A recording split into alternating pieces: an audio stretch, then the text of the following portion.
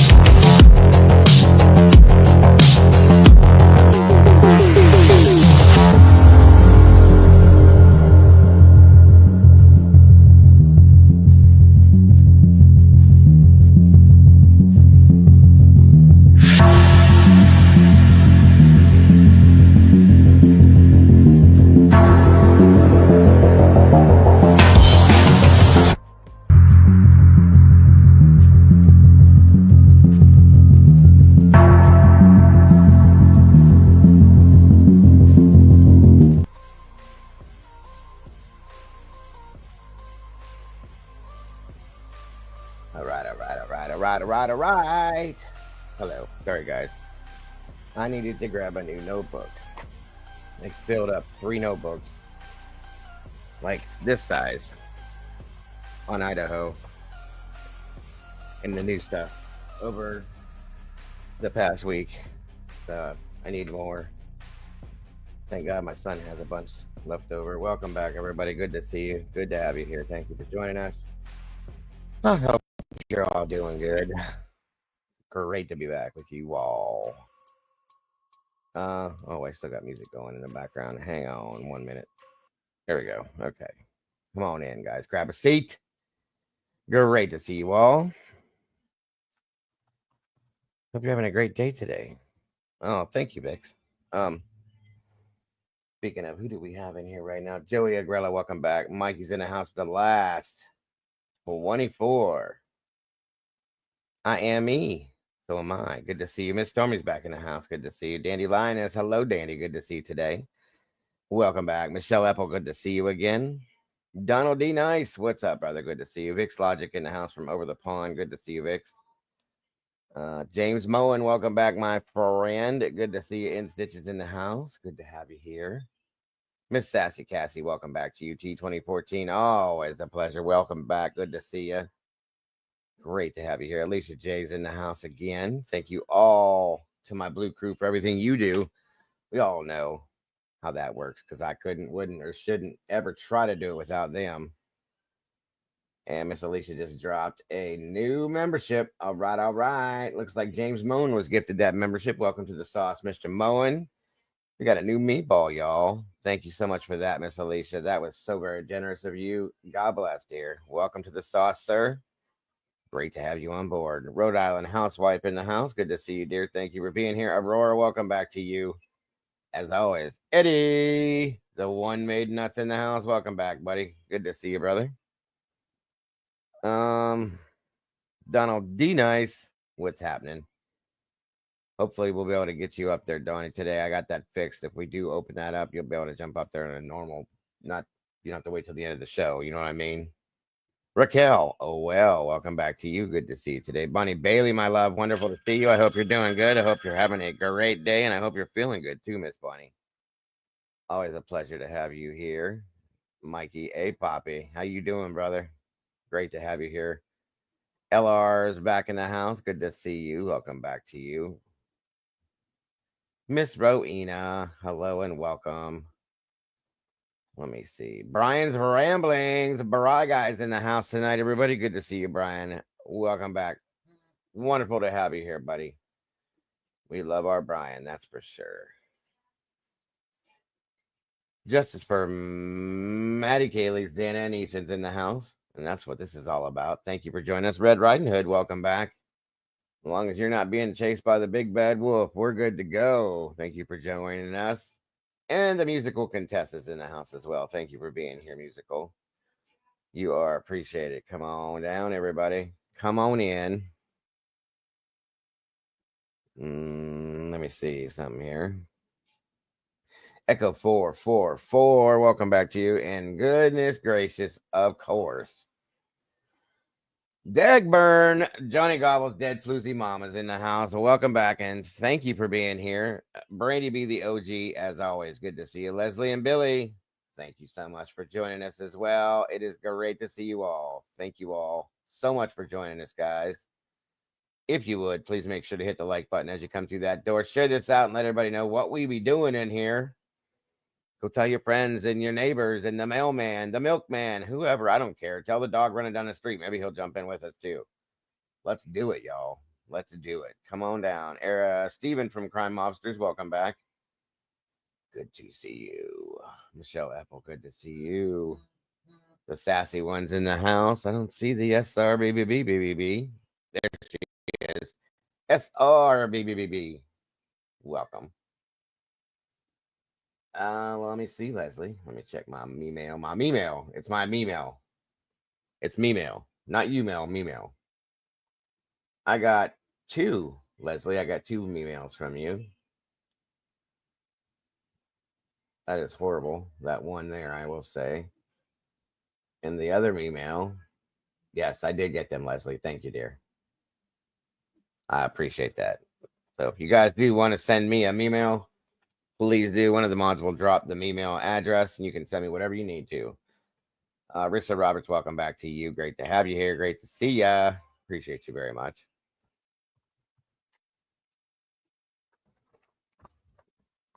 See ya. Hey, walking Yantanka. Good to see ya. I need those. I need pens too. I'm running out of ink and paper. Good Lord. Good Lord. As Medea would say. Thank you, Donnie D. I appreciate you, brother. Peaky, triple, quadruple X in the house. Good to see you, Peaky. Donnie D. Oh, yeah. Thank you, sir. Appreciate that. That mask, yes. Okay. Thank you, sir. Donnie, I appreciate the stuff you guys send to us because it helps us right along with what we're looking into. RC3's in the house. Good to see you. Thank you for joining us. And guys, I'm enjoying my new coffee. There's my email right there. If anybody wants to send me an email, send me an email right there. That is my email address. It's an email because it's for me. No, I'm not eating crayons anymore, guys. I can promise you that much. No worries, Mike. Thank you for letting everybody know that, Mike. Yeah, I appreciate you having my back. No crayon eating here. There's that email address. Thank you, Alicia and SRBB. And Doc, welcome back to you. One of my amazing moderators dropped me some coffee in the mail a couple days ago, and I got it. And oh Lord, have mercy, it's some good stuff, y'all. I got to show y'all because I love y'all.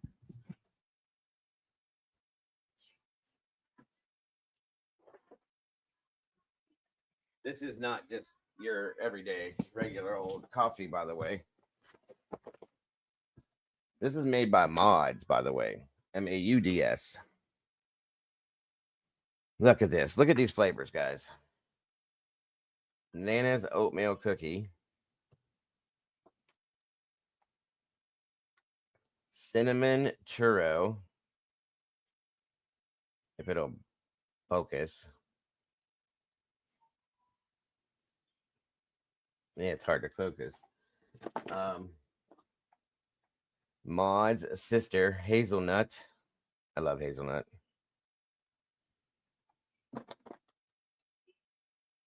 Gone Bananas Foster. And these are just a few. Blueberry Fields Forever. So, and this is gonna that's gonna last me at least 3 days, y'all. Look at that. I am beyond excited, and I love you, Miss Delta. Thank you so much. Miss Josie West, welcome. Groot's in the house. Doot, doot, doot, doot, doot. It's Groot.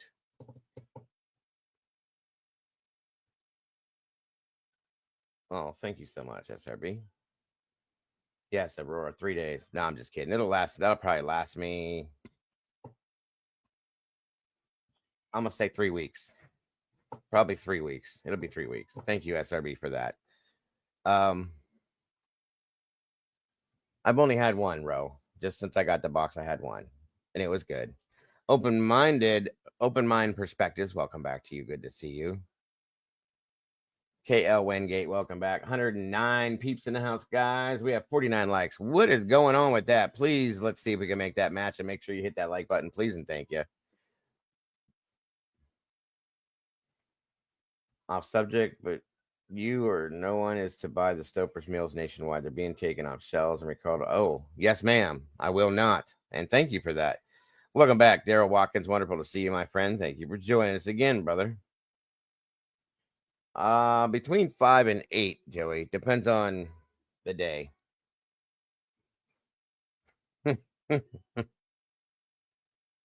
Yes, guys, please check out our social media platforms that we have here. So our Facebook page, as well as our Instagram, or not our Instagram, I'm sorry, our TikTok and our Facebook. The lovely Miss Wisdom Speaks, Miss Sherry, runs our Facebook, and the amazing and awesome and lovely Miss Brandy Love runs the TikTok. So please check them both out, if you will. KL, James Moen, please smash that like button. Karma Police are in the house again. Please behave. We don't need nobody going out in cuffs tonight. And I'm gonna try to do this, and we're not gonna run these long ones. We're gonna run through some stuff, and I gotta try to cut this down because I believe that the Sarge is gonna be live again tonight, 9 p.m. Eastern Standard Time, and I would love to see a lot of you guys go over there to support him as well, if you could, as I will. There's our TikTok. Thank you, Brandy B. Take your time, Alicia. No, we're not going nowhere, dear. Open mind perspective. It's wonderful to have you here. It's all good. You're here now. That's all that matters.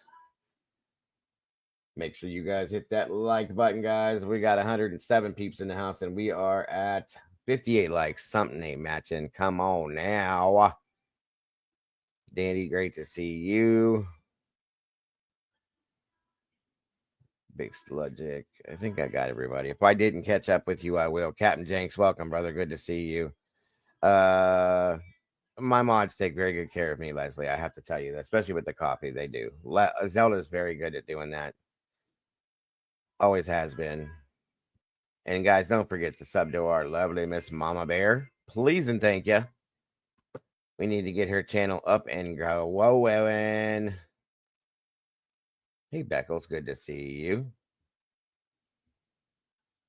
Yep, the documents are nuts. I agree with you, Bex. As soon as I seen you go live. I appreciate that, James. I definitely appreciate that, sir.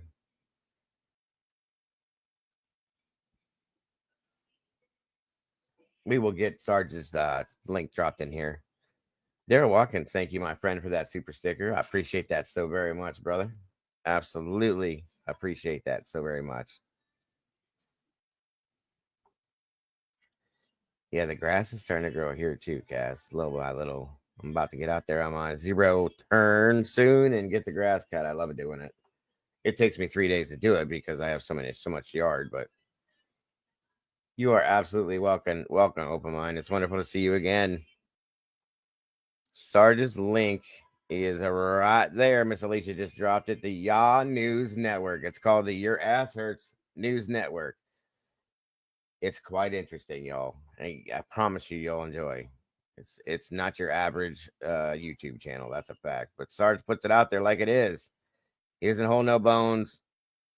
He don't candy coat it. He don't nothing. He puts it out like it really is. So please check him out if you will. Ruby Slippers, wonderful to see you. Long time no see. Absolutely. All right. We're talking Idaho. 103 peeps in the house, 68 likes. We're getting there.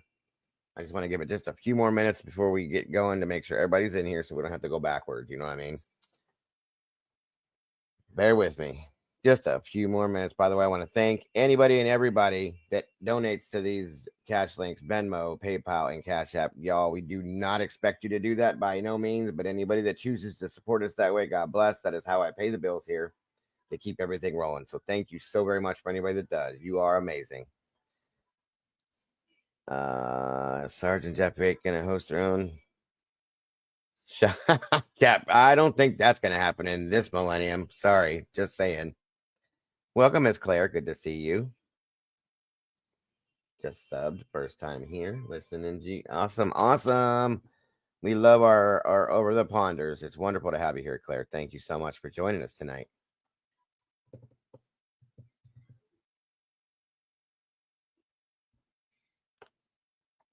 That sounds great. I am me, Niles Buckman. Welcome back, my friend. Wonderful to see you tonight. It's wonderful to see all of you guys. I appreciate this so very much. Really do. I enjoy spending the time that I spend with you all. I really do. Let's throw. I think we already. Whitney Stone, welcome. Good to see you tonight. I think we dropped Charge's link once. Yes, I am a musician, Daryl. I have some guitars back there. By trade, I am a drummer, Daryl. I'm a drummer. My son's a musician. I'm a musician. I love me music. That's fact. Hello, Julianne. Welcome.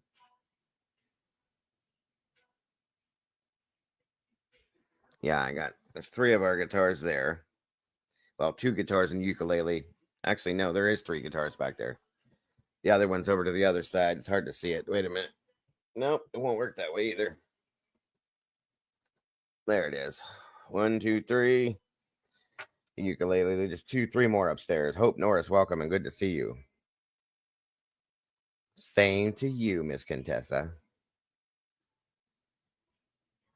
Oh, I'm so done with the shower curtain. So done with the shower curtain. I'm telling you right now. Welcome back, Devil Woman. Good to see you. Woot woot. This is why I like to wait, guys, to make sure everybody gets in here that wants to be in here. Yeah, so we're done with the shower curtain stuff. I think Eddie hit the nail on the head yesterday with that one for sure. The person that started it, it is what it is. So we're good. We got new stuff to talk about and some way old stuff to talk about.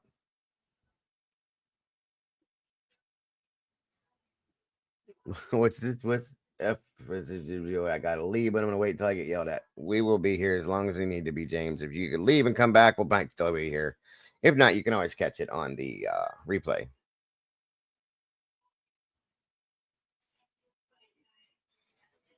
I've been playing drums since I was 10 years old. Yes, my puppy. Uppy. What are you doing, puppy? Come here. You guys see my puppy? One of them?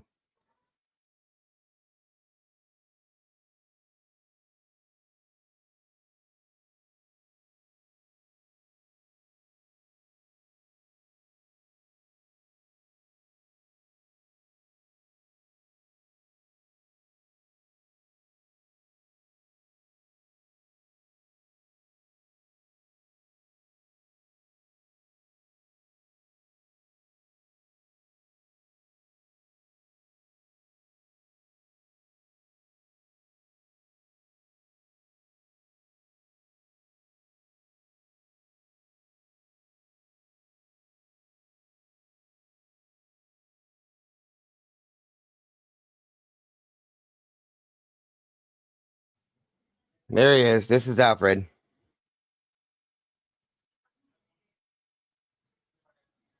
Say hi.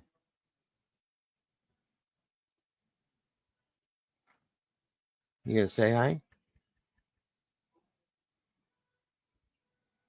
You gonna bark? Ruff. Ruff. No?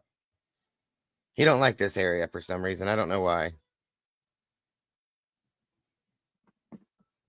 He just don't like it over here. Neither one of them do. All right. Falcor. He does, doesn't he, a little bit? Somebody else said that, Dandy. The dragon from Neverending Story.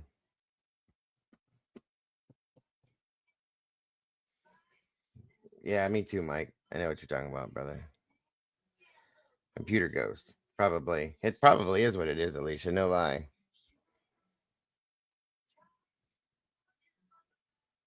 All right.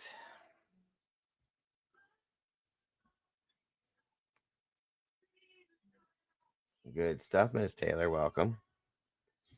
All right, we got 119 peeps in the house. We're almost there. 76 likes. Please, y'all, let's hit the like button. Let's get this in that algorithm again, please, and thank you. We only need 24 more likes to get it in the algorithm. I think y'all can do that. I'm pretty sure you can. All right, where's the mama bear?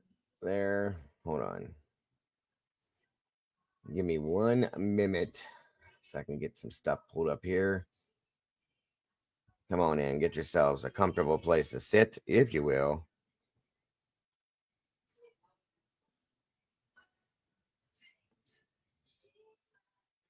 Eddie.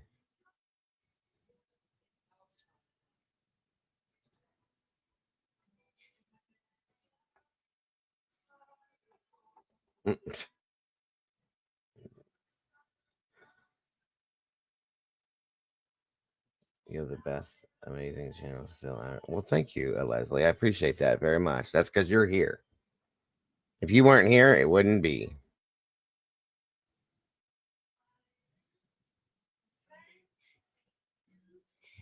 Okay. Welcome, Moonlit. Good to see you. Truth Seeker, welcome back. I appreciate that. It was a good time over last night. I appreciate for those of you that were over at AR Hayes last night, Convict's Thoughts. I stopped in there. He asked me to join for a while. So we spent a couple hours together answering questions and talking about things. And it was a really, really enjoyable stream. I quite enjoyed it. I'll be honest. So for those of you that were there supporting that, thank you very much. And thank you for supporting him as well. You guys are amazing. Welcome, Karen. Good to see you. Idaho 4 update. Jack D's parents have hired Murphy, a lawyer, and has stopped cooperating with law. That's that was good. That was good, Daryl. I like it. I like it. I like it a lot. That was a good one, Daryl. That was good. Oh yes. Yes. Stormy Tomboy's requesting you turn the air back on down there in Texas, please. Welcome, Tomboy. Good to see you. I hope Miss Tandy comes in here soon. She should be getting off work, I hope. Relatively soon we'll get to see her. Yeah. I can't stop laughing. That was good. Good one, Daryl. I love it. It's Professor Plum with the shower curtain in the library. I know that's what this has turned into. It's crazy, y'all. There you go, Stormy. She's turning it on right now. Are you leaving, James, already? Sorry to hear that, my friend.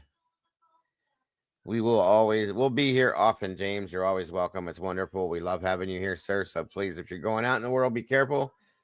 And hopefully we'll see you again here very soon, sir.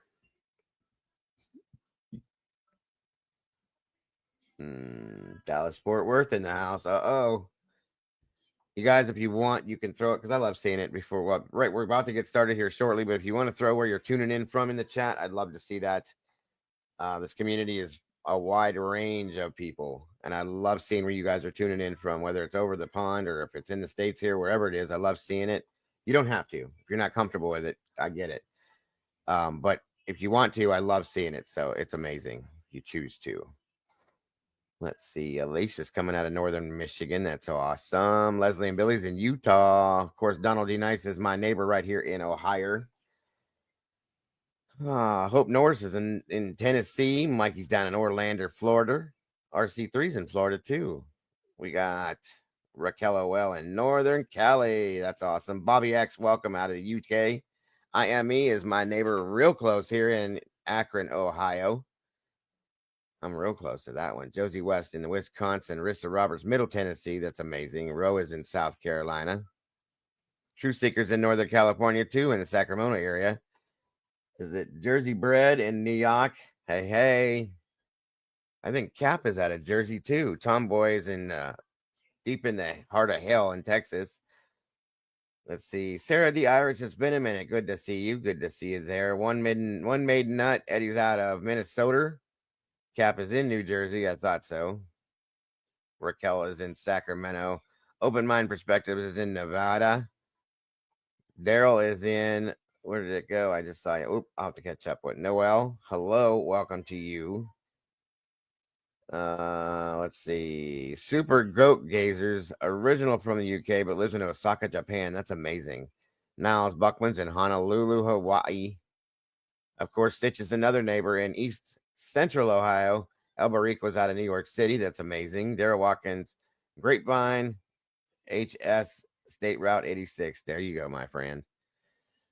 Let me see. I want to make sure I didn't miss nobody. Ontario, Canada, the lovely Miss Bonnie Bailey. That's amazing. T2014's out of Nova Scotia, Canada. That's awesome. Moonlight's coming from Illinois. That's right. Eddie coming out of Minnesota. Love it, love it, love it. You guys are great. Doc, New York City and Florida. That's awesome, Doc. I love hearing where you guys are all tuning in from. It really, really, it's nice to see that you guys are spread out all over the place. Even the peeps that are over the pond or Osaka, Japan. That's awesome. That is absolutely. Josie's in Wisconsin. Like I said, Rissa's in Middle Tennessee. Sunshine's in Idaho. We're there with you tonight. Vix is in London Town, UK. That's so very awesome. Bobby's in the UK. Raquel's in Northern Cali, of course. RC3's in Florida. Brandy B's in Russellville, Arkansas. And Ruby's in Little Rock, Arkansas. That's amazing. Of course, SRB's here in Ohio with me. Hope North, Tennessee. Alicia's in Michigan. Dandy's in Western Colorado. I think we got everybody here. If I didn't, I will catch up. I promise. I promise. I promise. The Karma Police are coming from the UK too, so be nice. JDub46. Hello and welcome from Scranton, Pennsylvania. Scranton, PA. We're neighbors too. Sandy Jones is in the MIISSIPP. Wait. Forget it. Mississippi. I tried it. I'm done. I suck. Jacqueline Keeley's in the UK. We got a lot of UKers in here tonight. I love it. Welcome, you guys. Chalk Baby. Mocha's in Western Colorado, too. Let's see here. Chalk Baby. Where'd you come from, Chalk Baby? Meatballs, Iowa. Hello, hello. Welcome to everybody. Love you guys so very much for joining us. We appreciate you. If you guys want to jump in the sauce and join all the rest of us, please feel free to. Miss Carrie Priscilla, welcome back to you from Michigan. Go blue, huh? Oh, I can't say that one. Roll Tide, that's where I'm at. Claire Bear's in Wales near Nellie B. I haven't seen Nellie in a couple of weeks. I hope she's doing okay. Julianne's in Chi-Town. That's awesome. You guys rock and roll. I love it. 142 peeps in the house, guys. I think we are about to get this on the road here. Hold on here. We got 98 likes. We need 2 more to hit that 2 more likes to hit that algorithm, folks. Say what 5 times, Mikey? $100 super chat. You can say it 5 times. Are you kidding me? And the bear has come out of the cave. Howdy. Howdy. Everything go okay on your appointment? Yeah, he's going to do more blood work, see what it shows, and then bring me back in June. So we'll see. Gotcha. Mississippi. Or were you trying to get me to do that whole thing again? MISSIPPI. MI.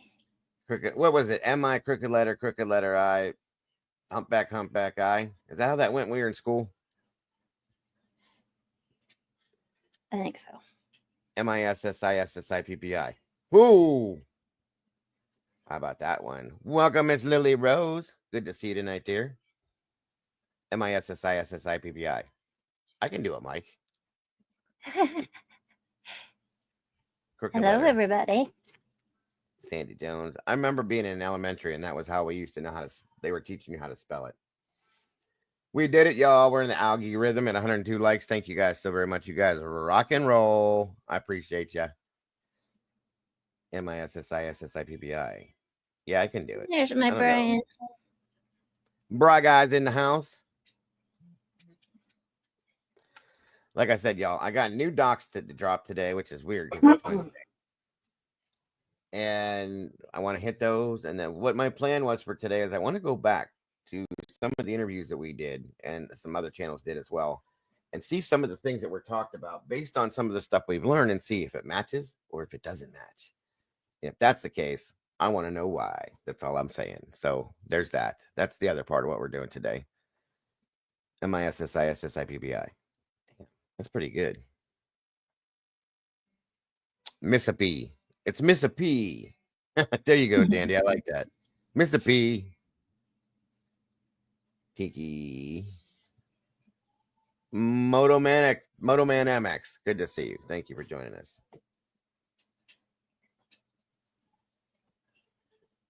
And yes, I will open the panel up for anybody that'd like to join us. If anybody wants to go find Willie and let him know what we're doing, please feel free. He gets mad when he doesn't get notifications, so let him know what we're doing if you have that ability. If not, no worries. I'm sure he'll find it maybe eventually. And also, y'all, please make sure that you subscribe to the Mama Bear. Are we linked to Mama Bear? No, we're not. No, because I can only stay up for a little bit, so That's okay. Well, still, an hour, so I didn't mess with it. it's all good. Long enough, at least, probably to get through the documents. Then, yeah, that's impotent. All right, and here is the Bears link, guys. It's in the chat. Please, thank you. Please check her out if you will. Subscribe, like it, hit the notification bell if you have not. There it is, right there. Oh, Stormy got it for me. Damn it, you guys are quick. Okay. All right. What do we got here? Bing, bang, boom. Let's bring that back up. Throw it up there. So it looks like we got 1, 2, 3, 4, 5. 5 dropped today. The rest of them dropped on the 24th that we hit.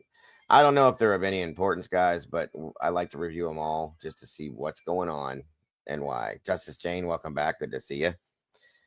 Thank you, SRB. I keep forgetting. I need to let them do what they're doing. I'll leave it alone. Paula Fitzhenry, welcome. Good to see you.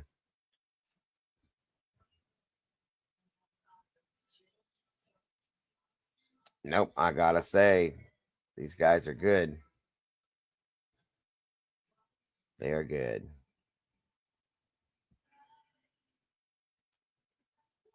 Sounds good, Moto. First one we got here, you guys, looks like it is the order sealing the state's supplemental exhibits regarding the rebuttal expert disclosures. So I'm just going to float through those ones real quick. These are just they're just the sealings and stuff like that. So the exhibits regarding rebuttal expert disclosures have been sealed. There it is. Next up, we had the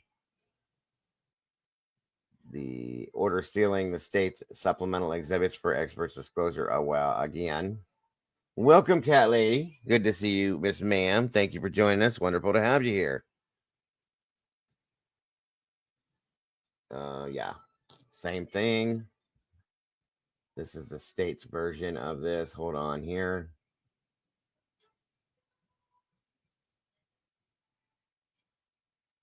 Order sealing the state's jury questionnaire proposals. So they're still sealing stuff, you guys. I don't like it, but it is what it is. Certain things. The exhibits are all going to be sealed. We know that.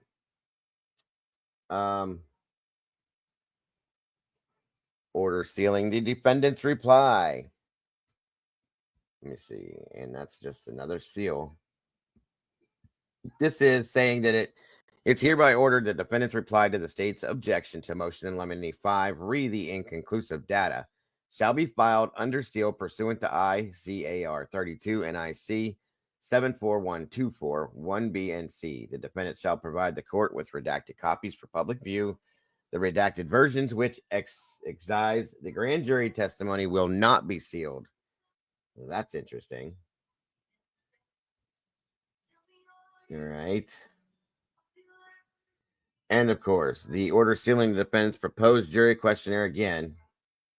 The court having before it the motion to seal the defendant's proposed jury questionnaire and good cause appearing now, therefore. And again, these are just real quick sealing docs and things like that. There's nothing of any importance really in here.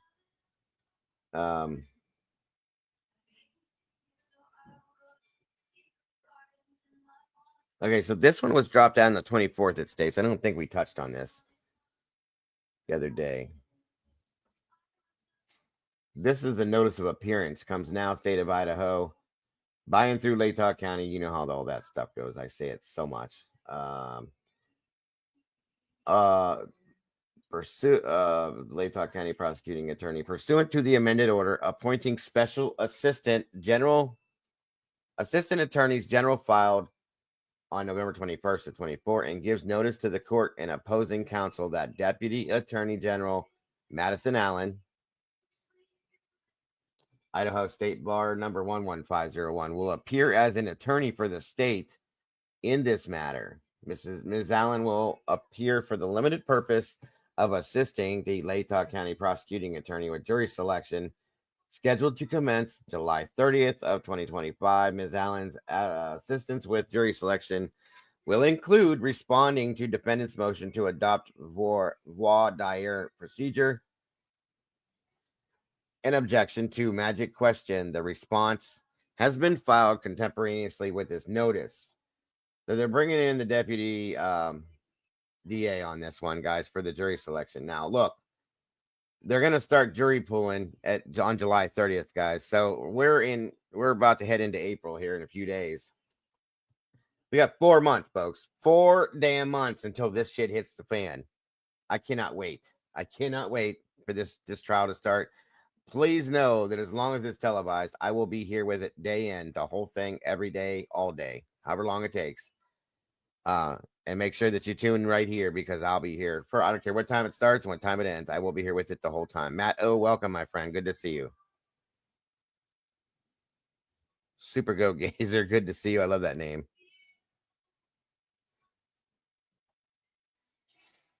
Daryl said, if I lived in Moscow, I would demand an apology for the answers from the lies and misinformation from the authorities. Yeah, that's a good point. From what we've seen recently, Daryl, that's a good point. Moto says the state needs to withdraw their case. That's not going to happen, buddy. We know that. I don't know. I don't know the PCA, Matt. Honestly, bud, if you saw it, based on the text messages received, there was a lot of lies in the PCA, so, or misinformation, however you want to take it.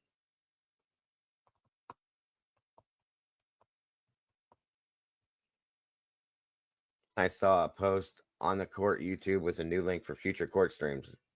Good deal, T. Thank you for that. What's going on, Matt? Good to see you, brother. I appreciate you joining us tonight, sir.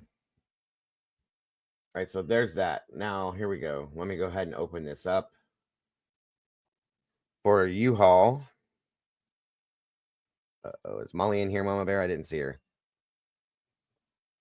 I don't think so. Okay. All right, guys. The link is pinned in the chat if anybody would like to join us up here. Nothing probable. Where weren't the lies? That's a good way to put it. That's a better way to put it, Mikey. Instead of where were the lies, where weren't the lies that we were told? Amen to that one, brother. Plenty of them. Thank you, Miss Alicia's right, guys. The link is pinned in the chat if you want to join me and Mama Bear up here as we open up this discussion into what we're going to be looking into. That's a fact. All right. Hold on here. Who dropped it for me earlier? Guys, you guys know who WSU Mom Kim was, right? Yes, you do. She spent many a days here on this panel talking about things we talked about. A lot of people said she was wrong. A lot of people said nope. Oh, there's Miss Zelda. Hello, dear, and thank you. I got my coffee today. God bless. Look at that. Thank you so much, Miss Zelda. I love you to death. You're an angel. That will keep me nice and happy for quite a while. So thank you so much, Miss Zelda. God bless. Natural Healing, hello and welcome. Bootsy's in the house. Hello and welcome back. Good to see you tonight. The new link starts with the next hearing. Yes, April 9th is the next one we got, and we'll be live on that one too, as long as they allow for it, for sure. Eddie's joining us. Donnie's joining us. Welcome, gentlemen. Thank you for being here on tonight. that documents, Dago, on those documents, the one on the 24th at the very bottom, as you scroll down, it's supposed to start, the new docs start with that one on the last one on the 24th, which is when you're at the bottom of the 24. It starts with that one, and then it does the 20, then it does the 26s. Hold on. That notice of appearance. As you see the list from 26s that go down, as it scrolls down, it's the first 24 one. It starts the 24 and it goes up, but it be that very bottom one on the 24. They said that was a new one too. Really? I just heard that. The order that's sealing exhibits S1 to the state's response to defendant's seventh motion to compel. Yep. I thought these were all dropped. Oh, no, I see here. This one is the reply to the state's response to defendant's motion in limine number 1. Correct. Inflammatory evidence. Then after that one, then it goes into the 26s. Okay. This is interesting. Did you see that, Eddie? This document by chance yet, sir? Yeah, there's a bunch of new documents I know. that I think you might have overlooked. I'm just now seeing that. I just took a cursory. I'm sorry, we were both talking at the same time. Go ahead. I was just going to say, I was just going based on the dates, and I didn't see how they rolled. But thank you, Donnie, for letting me see that. Yeah, I know it was dated for the 24th. They dated it for the 24th, but it wasn't put out on the 24th until I think just recently when they dropped those other ones for the 26th. Yeah, there's a lot here. There's a lot. Yes, you're right. You both are right. Well, here we are. We got him. Okay, so this one here, Mr. Koberger in his motion recognized the rules of evidence and noted that prejudicial evidence is subject to a balancing test. He agreed that Idaho case law endorsed the balancing test for prejudicial evidence. His seeks an order preventing the state from trying its case in an inflammatory manner. The state's objection is based on semantics. Mr. Koberger's motion seeks an order preventing the state from introducing inflammatory evidence. Mr. Koberger does not yet know what exhibits the state will offer. He does not yet know what testimony the state will elicit, and he does not yet know the arguments the prosecutor will make. He seeks an order preventing his trial from being infected with inflammatory evidence. The Idaho Supreme Court has made decisions that pronounce that what is not inflammatory, such as photographs, as both parties state. The court has also pronounced what is inflammatory in the state versus Ellington, 151 Idaho 253. And in the context of prosecutorial misconduct, 2 areas of questioning witnesses were found to be inflammatory and calculated to inflame the passions and prejudices of the jury. Interesting. Hold that thought, guys, for one moment. Unless you feel like reading Mama Bear, I'll be right back. It's going to be about 3 seconds, guys. I got to fix something.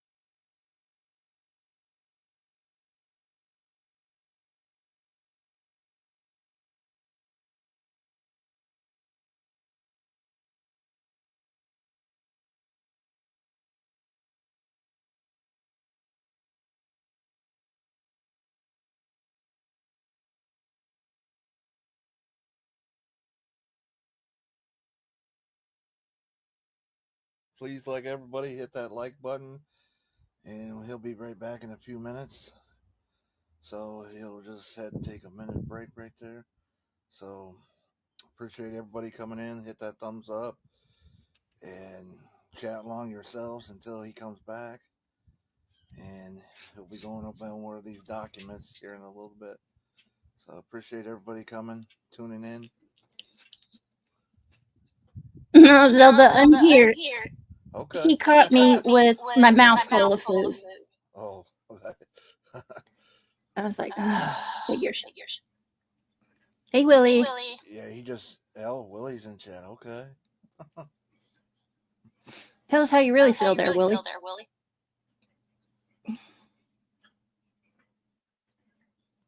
But they gotta stop stealing, man. They doing too much stealing. The most I've seen in a case ever, more documents than ever, most documents and most stealing I've ever seen. Am I echoing? Oh, crud. Just a little, not much. I can note it. It ain't that bad. All right, I'm back. Right, There you go. I guess I got an echo, so I'm gonna hop out and hop back in. Oh, no, it's okay. All right. Sorry to make you do that. Welcome, Trish, Jeff H. Good to see you. They said Willie was in chat. Gordon Shumway. Congratulations. Welcome to the sauce, Bootsy. That's awesome. Thank you. There's Willie right there. Bingo. You're welcome to jump up, Willie. The link, is it pinned? Or yeah, the link is pinned in chat. It's up to you, buddy. Whatever you want to do. Okay, so in Ellington, the charge was second-degree murder with the death being caused by the deceased being run over by Ellington's vehicle. During trial, prosecutor called deceased husband to the stand and asked repeated questions, beginning the sentence with a variation of the phrase, run over your wife. In the same case, the prosecutor elicited testimony from a witness expert about leaving his employment shortly after working on the case because of the disturbing nature of the incident. Okay. So I'm trying to find a way to shorten some of these down. Court found these lines questioning inflammatory. So basically, the defense does not want the questioning from the prosecution to be inflammatory. That's gonna be a big jump. Big jump. It's gonna be kind of difficult, I would think. I don't know. Don, Eddie, what do you think? I'm on that document.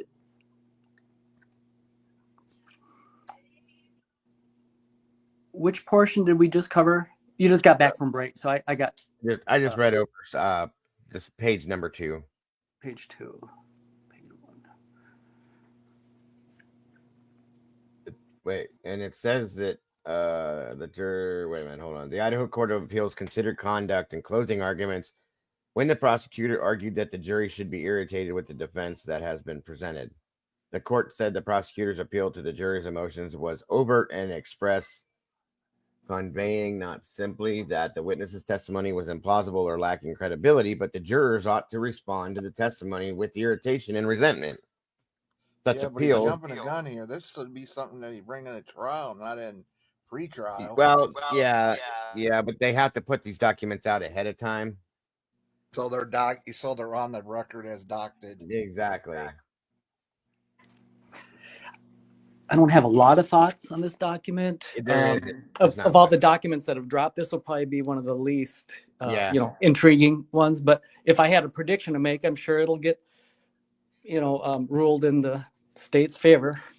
I can agree on that, and it's kind of a weak document in my opinion, you guys. So, but not because the defense hasn't made the proper argument for it. Right. Yeah, agreed. It's probably something they just want to put out there and see if they can get it done in or where they can use it. I'm gonna pick some of these because there's so many of them it'll take us all night. The next one up from that, I believe that would be reply to the state's response to the defendant's motion in number 2, vague and undisclosed. Most of those red ones, that page you were just on, most of those red ones, I think you ain't even covered yet. No, some of those I haven't because those dropped it after the fact, even though they stated that date. Right, they just dated them. They probably dropped them with the 26s. You can Detective Mowry's in the house. Says you can check out the state's reply to authenticating the docs, or can you check it out? Yeah, we're gonna look at it. Welcome, Detective Mowry. Thank you for joining us tonight. Okay. That's too funny for me. Number 2. Okay, that's a lengthy document, I believe. If that's the one you have pulled up. It is. Okay. It's and like, I don't think there's page numbers. There's like 65 pages or something on that one. Well, no. This one right here comes up with who just popped. There he is. Okay. This goes to. There's a lot of pages in this one. Holy shit, there are. Yes, we don't need to go through all this, I don't think. Yeah, as you go way down, I'm going to guide you to interesting, but there's no page number, but Mabbitt's initial disclosure on December 18th of the 24. I just did a cursory glance through it, and I caught that EG is the DoorDash driver. And I wish I could give you a page number, but it's... Okay. What's up, Willie? Yo. It's towards the bottom. If you were to scroll, getting towards the bottom, on the page that it's on is included, in boldface type. Mm-hmm. What document are you guys reading? Some that were dated for the 24th, but they actually dropped today. Oh, yeah. There's some that you can't open with a phone that you can only open with a computer. I know. It's pissing me off. Because of the format, probably the format. Did I go down too far, Eddie? Okay. Let's see. Scroll slow. We can take our time here. Hold on. Let me start at the bottom and go back up, all right? No, stay right where you're at. Oh, okay. Freeze! There we go. I'm at youngling right now.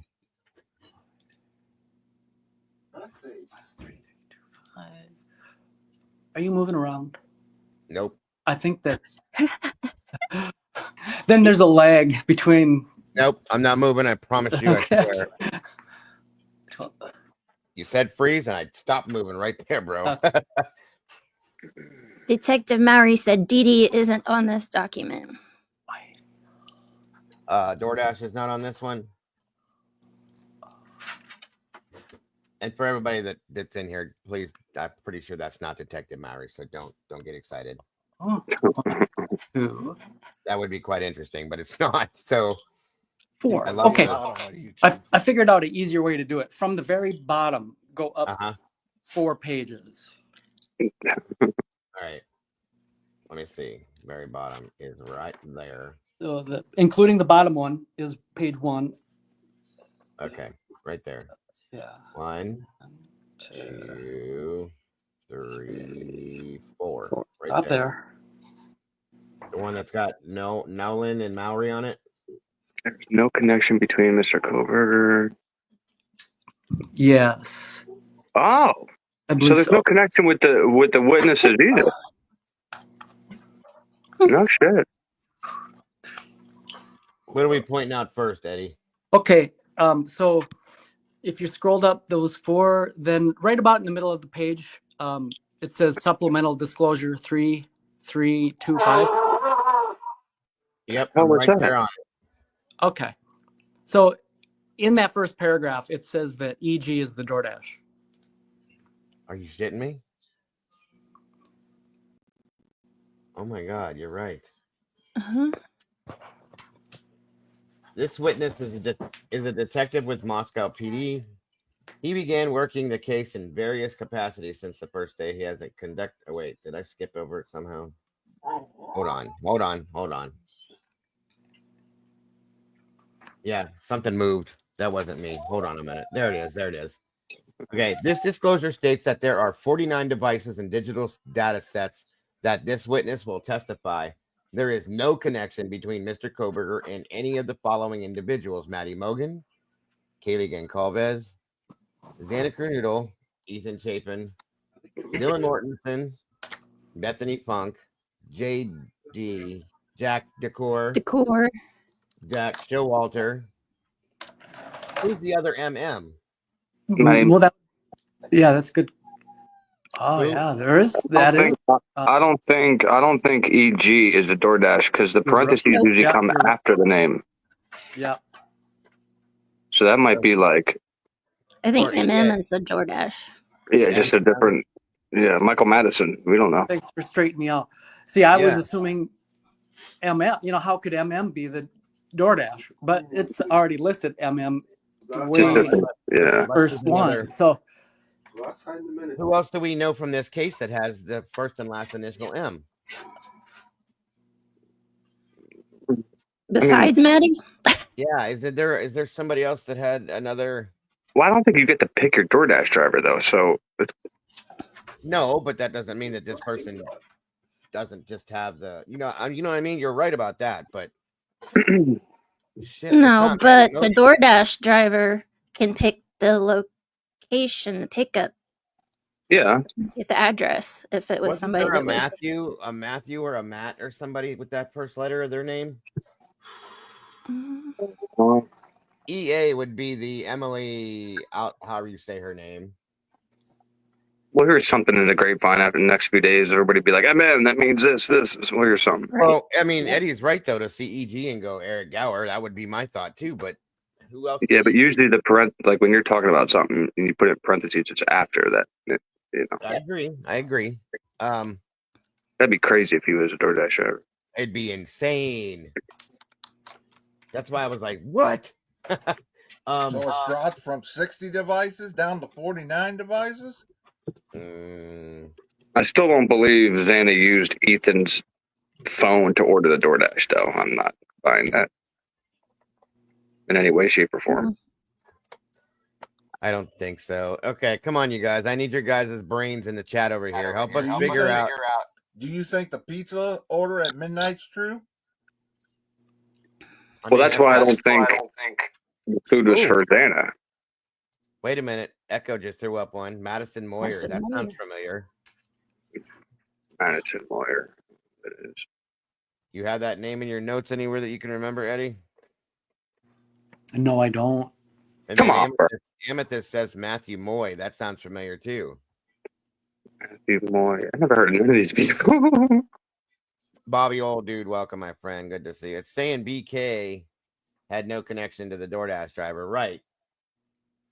But to be fair, even if it was my notes, it really wouldn't, prove. It wouldn't be definitive that. Sure. Maybe that's the person that does the DoorDashing, that does the login and the records of DoorDashing. When the drivers when they do the runs, don't they send that somewhere? I thought EG does the rideshare.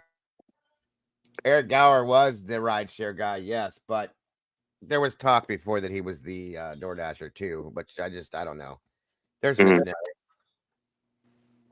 yeah, JS is on there. Showalter, Jack Decor, Bethany Funk, Maddie Mogan. The other MM might be Madison Moy or Matthew Moy and Madison Moyer, maybe.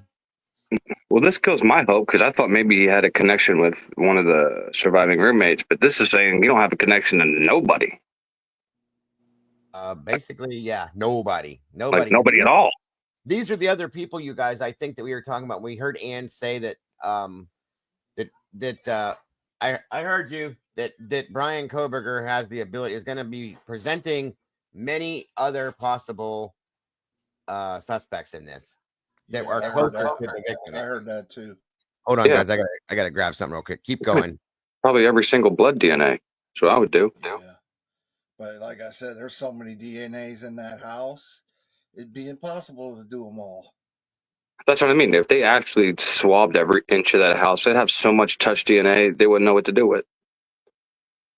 Especially if they just had a party the night before. Yeah, and we've seen body cam. We've seen body cam footage where cops roll up, and nobody's even there. Yeah, somebody's giving me a bad echo. Somebody has their YouTube open. No, they just closed it. I closed mine. I think, because it quit when you muted, Donald. I don't know. Yeah. It's probably by a table, probably. I'm It's all good. outside, but now I'm inside. Is it still I was just saying, echoing? do you guys remember when, like, I'm still echoing. When the cops rolled up and none of the roommates were inside and it was just like a whole bunch of kids having their own party? Yeah. And they had to, and they had to like call the roommate to be like, yo, the cops are at your house. I was looking back at some notes that I had. There is the Matthew Moy. He was one of them that was on the 2020 and 48 hours interviews. Hmm. But that's all I have on him. And Another so many names and so many initials makes your head spin. that's what I'm saying. There's so many names to keep up with in this case. They aren't bringing in any of the shop's videos or receipts as evidence anymore. I thought they brought a whole doc.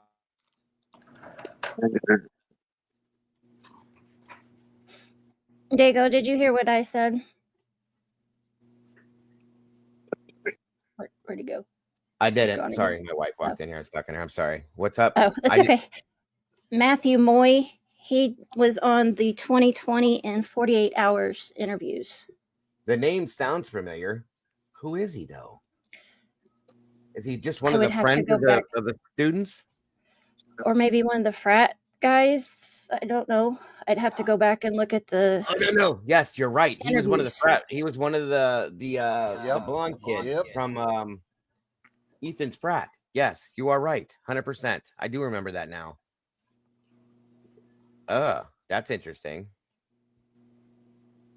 Why did they specify his name in here? Well, there's how many other guys that were in that frat, though? That's weird to me. Right. Rose said live behind 1122. Okay, congrats and welcome. Cockney, happy Dagoversary. 6 months. Thank you so much for being part of the community and the family. We appreciate you so much. The DoorDash driver was female, they said, and that is something that was claimed. I think so. Maybe it's his sister, the Madison girl, which is Madison. What's her last name? No, I'm gonna go back to it, Elisanda. Don't worry, I promise. That was what we're supposed to do. Do you think when he passed the DoorDash, or if he did pass the DoorDash, they got some kind of cam view on that? Possibly.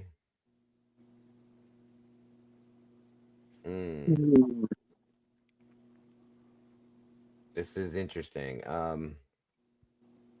The biggest part of this whole thing that's important, the most important thing to me, you guys, let me read this to you out loud one more time.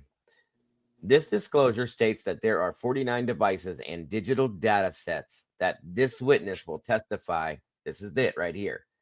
This witness will testify there is no connection between Mr. Koberger and any of the following individuals. That's the big one. Okay. And that's Maddie, Kaylee, Xana, Ethan, Dylan, Bethany, Jack Decor, Jack Showalter, whoever this is. Maybe that is the DoorDash. It's so bad they had to add the DoorDash driver in there. Willie, what did I'm really bad with like English and language and literature and all that stuff. So is the DoorDash thing in brackets before or after the name? Well, after. Somebody in the chat mentioned, could it be both? Well, MM would be the DoorDasher, whoever that is. Why would it be both? Would come in contact saying it could be two people in the car. Well, no. What are you saying? Because sometimes this is true, at least around here. People that do like Uber, they also do DoorDash. So I see what you know. I thought Eric was doing rideshare that night. He turned into a DoorDash driver. He does rideshare, but maybe what they're saying is maybe he does Uber Eats or whatever the hell it is too, or DoorDash. I thought he dropped them off at like 2 something or around 2. 156, yeah. Nelly made a good point, and that is a good point. How come Hunter's name's not on there? Oh. But Emily's is. I want to know how many people they have to list that he's not connected to before people get the hint. Like, right. Jesus Christ. He didn't even use the same DoorDash driver at some point in the 5 months he was there, for Christ's sakes. Like, That's a good one. That's a good one. I agree. But yeah, it is weird though that Emily's name's on there, but Hunter's isn't, and that's interesting. I'll be honest with you, but I agree with Willie too. Big one though, Willie, is that if he had any, maybe not by electronic devices, but I was thinking maybe like at the Greek restaurant. You think they would have crossed paths there?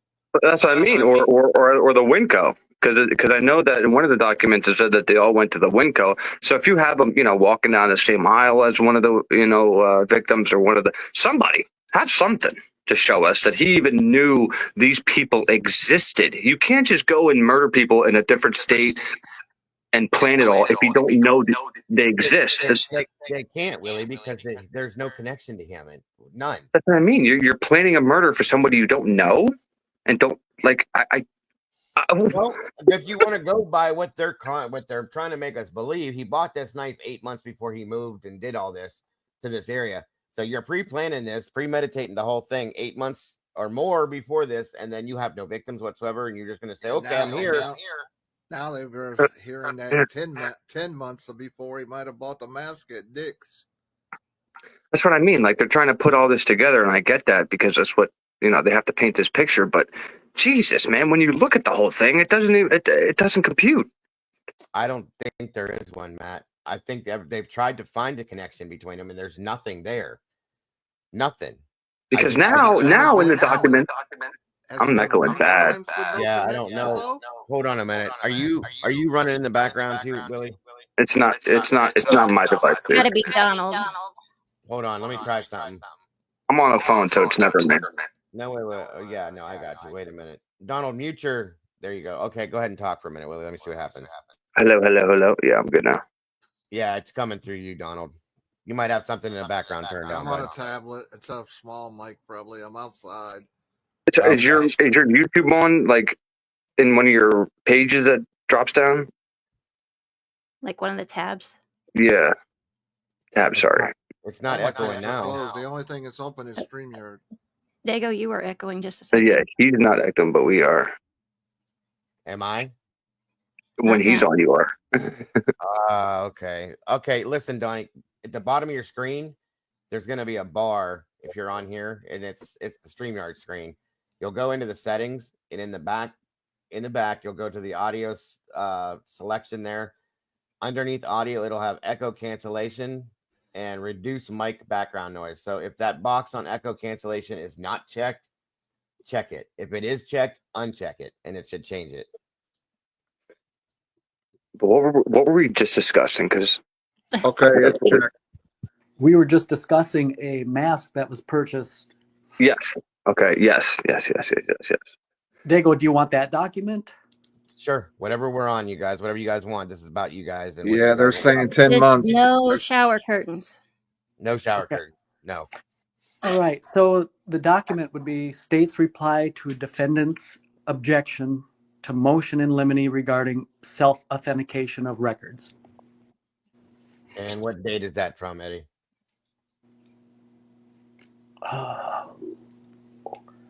Let me scroll.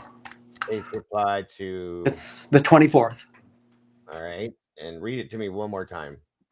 State's reply to defendant's objection to motion in limine regarding self-authentication of records.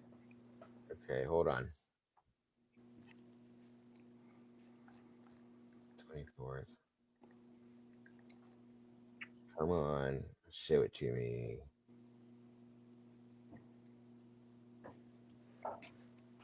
Damn it, I lost my fucking point. Damn it. It'll come back. Don't worry about it. I hope. That was really important, too. It always does. Defense objection. Nope, that's not it. Hold on. There it is. Nope. Wait. State's reply to defendant's objection to MIL self-authentication of records. That one? Yes. Okay. I believe so. Yeah, that's the one about the mask is in there, right? Right.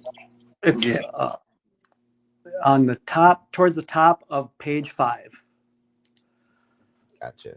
2, 3, 4, and right there. Okay, so Dick's Sporting Goods, number 14. Record of sale for Brian Koberger. There it is, people. Video link. These documents are maintained by a business The state would seek admission of the documents pursuant to IRE. The relevance of this information is that Brian Koberger purchased a black balaclava from Dick's Sporting Goods on January 10th of 2022. This mask is the same type of mask described by DM that she witnessed January 10th. A male in the residence on November 13th of 22. Yeah, but it's still the same year, Willie, 2022. Flying shit, dude. It's the beginning of the year. Let me look at something here. He lives in the Poconos. You know how cold it is out here in the Poconos in January? They could say intent. They could say intent. I don't care what they could say. They can't say he bought that for the commission of the crime when he wasn't even in Washington. Right. I mean, I have one. Okay. I have 6. I used one. I have my old one from the fire department, and I have another version of it just because it does get cold in Ohio too sometimes. So, but Dago, do you have handy the warrant returns for 119 Lambsden? Yeah, definitely reaching, Tommy boy. This is warrant crazy. Returns for what was it? Well, it's not a document that'll be found in the record right now. But does anyone have like notes that would list the items that were taken from Pennsylvania and Pennsylvania? I was looking for that the other day. I wanted to go through that list of what Don, what's her name, when they served the warrant on his apartment. I wanted to know what they pulled out of there. I have a list. I may have something, but it may still take me a minute. That's fine. I want to know why they were looking for a sheath over there. Does anybody's memory recall? Did they get a mask in Pennsylvania? I don't think they did, Eddie. I don't remember. If they got a mask, I think it was in Washington. That's what we're talking about. It's not in Washington. It said they had black everything when they. Oh, they didn't pull anything out of the PA. Yeah, that's what I was thinking, Willie. Everything black in Washington. Yeah. I didn't hear anything coming out of the PA house as far as a mask. I didn't hear anything about anything coming out of his. But they make the point of, that matches what Dylan saw. I'm not believing a goddamn thing Dylan saw, so this means nothing to me. Right. Blow this up a little bit bigger if you can. Yeah, but once we get to trial, it's in documents. You can't lie at trial. Yeah, but when she's on that stand, she can't lie either, but she's gonna. That's a fact. Well, see, now either that or she'll just plead the fifth, and that's bullshit. Because you know what she told the grand jury? She told the grand jury she heard music playing. She heard people outside partying of her room, that she awoke to music playing and shit. And now we know she didn't even go to sleep. So good luck, honey. Yeah, on the stand. At that time of night, though, Willie? Music at that time of night, and it was icy outside?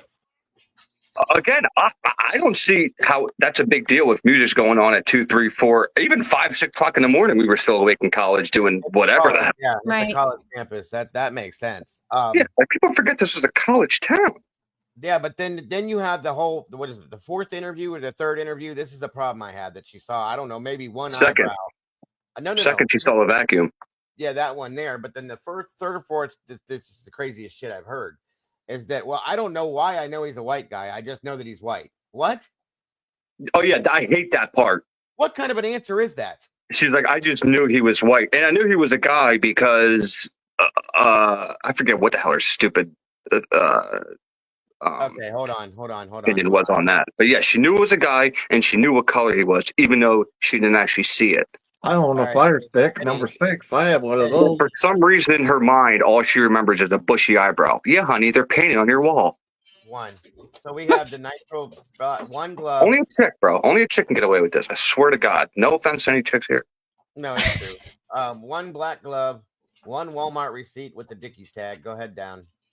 Marshall's receipts, the container from the Bissell Power Force vacuum, possible hair strands, fire stick with the cord and plug, the animal hair strand again, possible hair. None of that has been conclusive for anything. The computer tower, the collection of dark red spot collected without testing. That's nothing. No blood came out of there, so it's all like rust stains and stupid shit like that. Cuttings from the uncased pillow, red button. Nope, nothing there unless it was his own blood from a nosebleed. Go ahead. Top and bottom mattress cover separately. Go ahead. Keep going. Multiple stains. That's it from the apartment. Well, there's no mask. There's nothing. There's no knife. No mask. Yeah, that's crazy. But yeah, but he was probably in his house in PA. So that means he drove. It just amazes me that people think he drove across the country with so much evidence in his car, that he got pulled over twice with all that evidence in his car. He didn't give a shit or like dispose of it on the way or anything. Like that completely blows my mind, dude. Why didn't he drive out to the Snake River and dump everything in the river there? Why didn't he go for the border as soon as he got lucky his second time getting off? Because I'm gonna tell you right now, dude. Canada? If we get pulled over once and we get off the first time, and that's a sign from God to get the hell out of there. But you get pulled over a second time, you're not just pulling over, dude. You're out. Because at that point in your mind, they ran your name, right? They put the pieces together. You're screwed. Right. Yeah, because they have you under surveillance basically after that second stop. I think they were watching him after that second stop. That's what I mean. I mean, the second I hear tailgating again, then I'm like, all right, something's up. I'm out. They were watching him on both of them stops. They deny all they want, but remember back when, like, I had to fight with people to like convince them that was a planned stop. Remember that? People were like, no way. They said it wasn't, so we have to listen to them. Well, that's what everybody was saying, and I'm like, how can you say that when they didn't run his plate, they didn't run his ID, they didn't give a shit who he was? Was it both though? Both times was it highway patrol? Good point, Nelly. I don't know. I know the FBI planned or told him to do it though. What Nelly said. I just want to. This should just be a lesson to everybody that no matter how good of a person you try to be, if you get accused of a crime, they will go all the way back to try to find little bits and pieces that you might have bought this here. I mean, Jesus Christ, dude. Well, I would think there'd be a law. I would think there would be a law on how far back they can go on records and stuff. I thought it could be like a year or 2 years, but I don't think it can be forever. You go back a whole year before he's even like going out to that area and checking out the area, and he's buying a mask to do this crime he's gonna do in a year from there. Come on, man. What are we doing here? Like, what is the prosecution? They claim he's a genius. They claim he was a genius, Willie. Yeah, sure. Big genius. Wait till you see the defense's response about his condition that he's had since he was a kid, and then you'll realize he couldn't have done this shit. He didn't have the motor skills to do it. You saw that? Mm-hmm. With the dyspraxia. Yeah, they're saying the mask was Under Armour too. The ninja from Dick's Sporting saying that was Under Armour too. A lot of people like Under Armour. Big whoop. He was a runner. That's a good brand for. That's all they sell at Dick's. Yeah, for a runner. Yeah, I have a bunch of Under Armour shit, and it comes from Dick's. Just saying. But it's just crazy because like you see how he didn't buy a mask, gloves, knife, like a whole kill kit. He didn't buy it once. Like like they're trying to kind of make us picture in our heads. He bought it like he bought this 5 months prior, then he bought this, then he bought this. And then they're putting it all together. Like then he used it to kill everybody on this night. The thing is all the things that he bought, including the knife, are some things that I would go buy. Willie would go buy. That a normal guy would buy. That a normal guy would buy. I bought a sword. I bought a sword last month. Yeah. And, does that make me a samurai?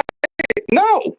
Dude, I have a you've seen my super knife over here, and then I have a machete. I have 2 of those. I have 3 knives in the garage. I mean, this is what I'm looking at a handheld sickle right now. I got literally like a black and gray are a common color for a guy to buy too.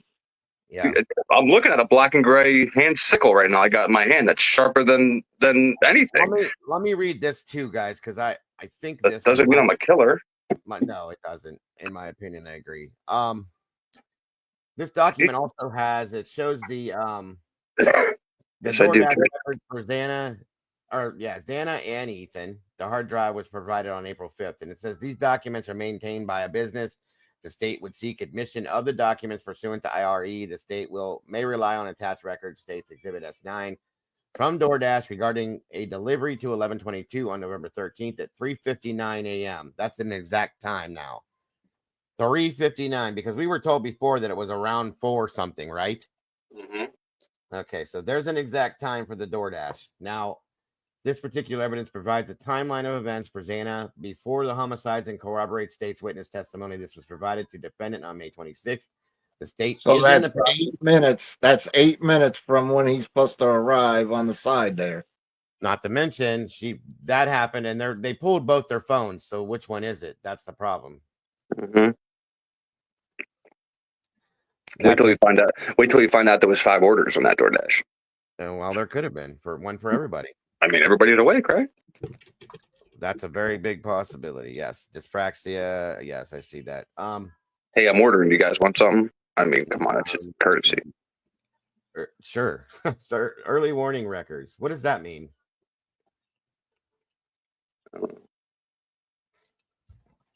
AV, that's a video, right? Yeah, that's a video. So what the hell's an early warning record? Yeah. Then they say he bought bear spray, which he did use against people that were awake in the house, which is crazy. Here's my thing, though. He went from Pennsylvania to Idaho. They're both country states, in my opinion, rural states, okay?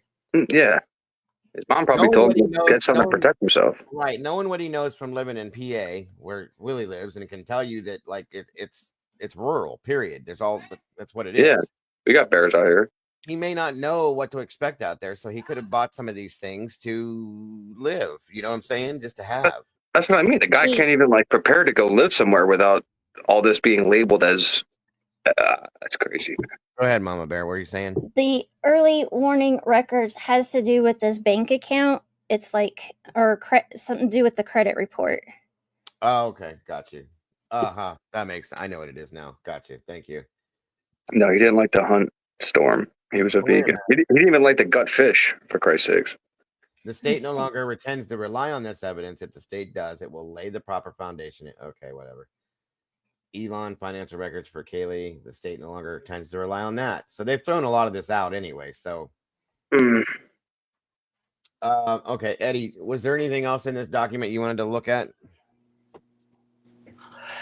That is the only other than, like you just mentioned, a lot of these things, the state has determined that they're not going to be needing it after all. The financials are being thrown out for a lot of this. They're saying a lot of that throughout here, that they're no longer relying. So yeah. Where's okay? And all this itemized shit, right? Where's the receipt for the night? Where's a receipt for a K-bar night? Where's that at? I haven't seen one anywhere. Okay. Has anybody seen a label? I'd like to see a mailing label. I just want to make sure. Wouldn't you still have to pull a receipt even from Amazon? Of course. Yes. And Amazon keeps all your past purchases, so that'd be the easiest thing for them to get. Yes, they do. Yes, they do. It'd be on the credit card. Wouldn't it be on your credit card records? Yeah, that too. Too. That's what I mean. But he's a cloud-based forensics TA, and he bought it all on the cloud. Okay. Whatever. I want to show them how stupid I really am. That's what I mean, dude. I put in chat. I copied and pasted from one of these documents something that I came across, and I put it in chat. Would you like to go over that document? Is that the many of the friends who were at 11/22 when police arrived stayed in the same hotel the night of the 13th? Yeah. Yeah, I sure would. That's interesting. Okay. Well, it's the same date as the others. And it's called the defendant's reply to state's response to defendant's motion in limine number 7. I guess he had to go somewhere, though. That's interesting, though. Date on it, Eddie. 3/24. Of course. Defendant's reply. Yeah, to state's response to defendant's motion in limine number 7. Okay, hold on. Witness identification. No, that's by the bushy eyebrows one. Yeah, regarding witness identification by bushy eyebrows. Yes. So that's the right one then. Okay, there we go. Page 6. So many documents make your head spin. No shit. Oh, I've never in my life seen as many documents that this case has put out in my life ever, and I don't think we ever will. Well, that's because of what the case is. Top of 6 or 4 people. Yeah, it's the second to the last paragraph from the bottom of page 6. Second, right here. Okay. In this case, not only was there an 8-hour delay in reporting prior to the first law enforcement interview, Dylan Mortensen was allowed to mingle with Bethany Funk and many other friends. Law enforcement did not separate all of the friends who came to 1122. Wow. Oh, that's interesting. So Yeah, they didn't. usually they put you all different. They didn't separate her and those two from everybody else and set them down somewhere and say don't move. Nope. Just keep building your story up. That's crazy to me. I'm sorry, but okay, on we go. Yeah, because that's protocol, dude. Dude, again, Willie, if this was you and I, we'd have been locked in the back of a cruiser. Dude, we'd be under the jail, and they wouldn't have to pull any of our Dick's Sporting Goods records. We would just be done. Yeah, pretty much. This is ridiculous. Yeah, if those roommates were male that were in the house, they'd be in jail. Nobody would be sticking up for them, and the fact that they're just kids, they didn't know what was going on. No, none of that would be happening. Everybody knows it. They said here too that law enforcement did not separate all of the friends who came to the King Road prior to interviews, and no warning was given to discuss the facts, and no effort was made to limit such a discussion. Many of the friends who were at 1122 when police arrived also stayed in the same hotel room the night of the 13th. There was also extensive media coverage. Post-event misinformation must be considered as a factor on the accuracy of Dylan Mortensen's memory retention. Are you kidding me? Wow, man. Finally, he's taking all that time to compare and make the same story. Oh, well, during the retrieval phase, the brain searches for the pertinent information, retrieves it, communicates it. This process occurs when eyewitnesses describe what they observed to police, when they participate in identification confrontations, and when they testify in court. Several factors affect retrieval. Of course, time is a very important factor in memory retrieval. Okay, first and foremost, why did they have to stay in a hotel? Why? They were all from that area. Why didn't they stay in their homes? Good question. That makes no sense to me. Go ahead, bud. Do you recall your reaction to the latest hearing? I believe that the hearings that were on 2 days, the 23rd and 24th of January, and you had a reaction, I think the following day, and I was a panel guest. I think I vaguely remember. Remind me, though. And I was talking about Dylan's statement, and I said that originally I thought she might have been coerced to make the statement, but now I have a more specific way of explaining it. I said she was coached. Yeah. Yes. Oh, yeah. I stand by that. Yeah, that is true, and I stand by it. Who? Coached by law enforcement. Who else would have talked to her, Eddie? Right. Or, I mean, Willie. Oh, I thought she meant coach to stay up for 8 hours and do nothing about it. No. This is after the fact. I believe there were 4 interviews, and I think each one of these interviews was a level of coaching. Yeah. Everything changes to an extent. There's Miss Tandy. Welcome, dear. Especially when enforcement is accepting these statements. Yeah, especially when she comes back the second day, tells you now he was holding a vacuum, and you just keep believing her. It's like, what? And the interview that Gooch did with her is ridiculous. That's when all this crazy shit starts coming out, when Gooch starts to talk to her. I think he's white. I don't know why I think he's white. I just think he's white. What is that? How do you even answer that question that way? That's amazing. It's ridiculous. So he could have been African American. He could have been Oriental. We don't know. She just knew he was white. I wonder if the vacuum happens to be, the vacuum that Dylan supposedly saw. I wonder if it is a Beisel Power Force vacuum by any chance. Oh, you mean Isn't that where the container they retrieved from him? Yes. Mm-hmm. What I thought, yeah. Yeah, and that's why I was asking. I heard somebody say maybe he was carrying his knife sharpener. Well, did Mama Bear have the warrant returns for Pennsylvania, or was it just Washington? The one had both.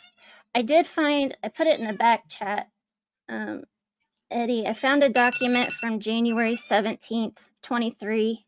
It was titled Motion and Order for Original Search Warrant and Search Warrant Application to Remain Sealed, but a redacted version be provided for public release. It's 49 pages long. Jesus. Dago, I dropped it in the Discord because I didn't know how to get it. They love doing pages, man. Oh, the search warrant. No. Yeah, they do. Yes, they do. Hold on a minute, you guys. Okay, so now we know that happened too. But hold on, let me pull this. There's so much. I want to know. I want to know why they were looking for another sheath at his apartment after they left the King Road residence. To confirm that it was still there and it wasn't left at the crime scene. Well, I just want to know if the reason they were looking for another sheath is because they found another knife. Oh, that's yeah. The match the sheath, yeah.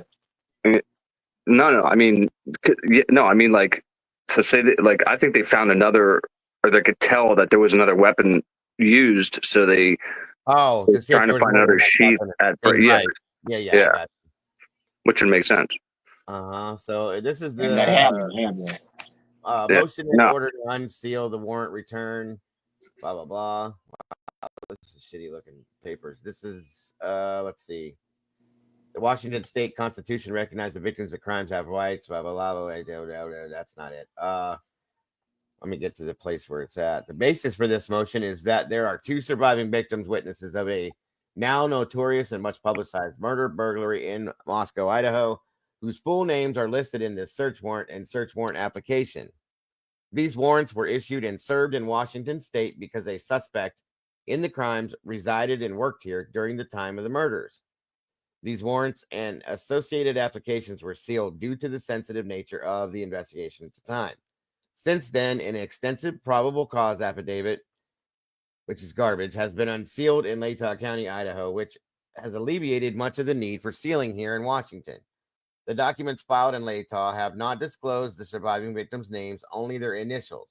These victims should have the level of protection that can be provided by having their initials substituted for their full names in the search warrants and search warrant applications, which become publicly available from this court. Hence the reason why most of us have used their initials instead of saying their full name all this time. But it is what it is now.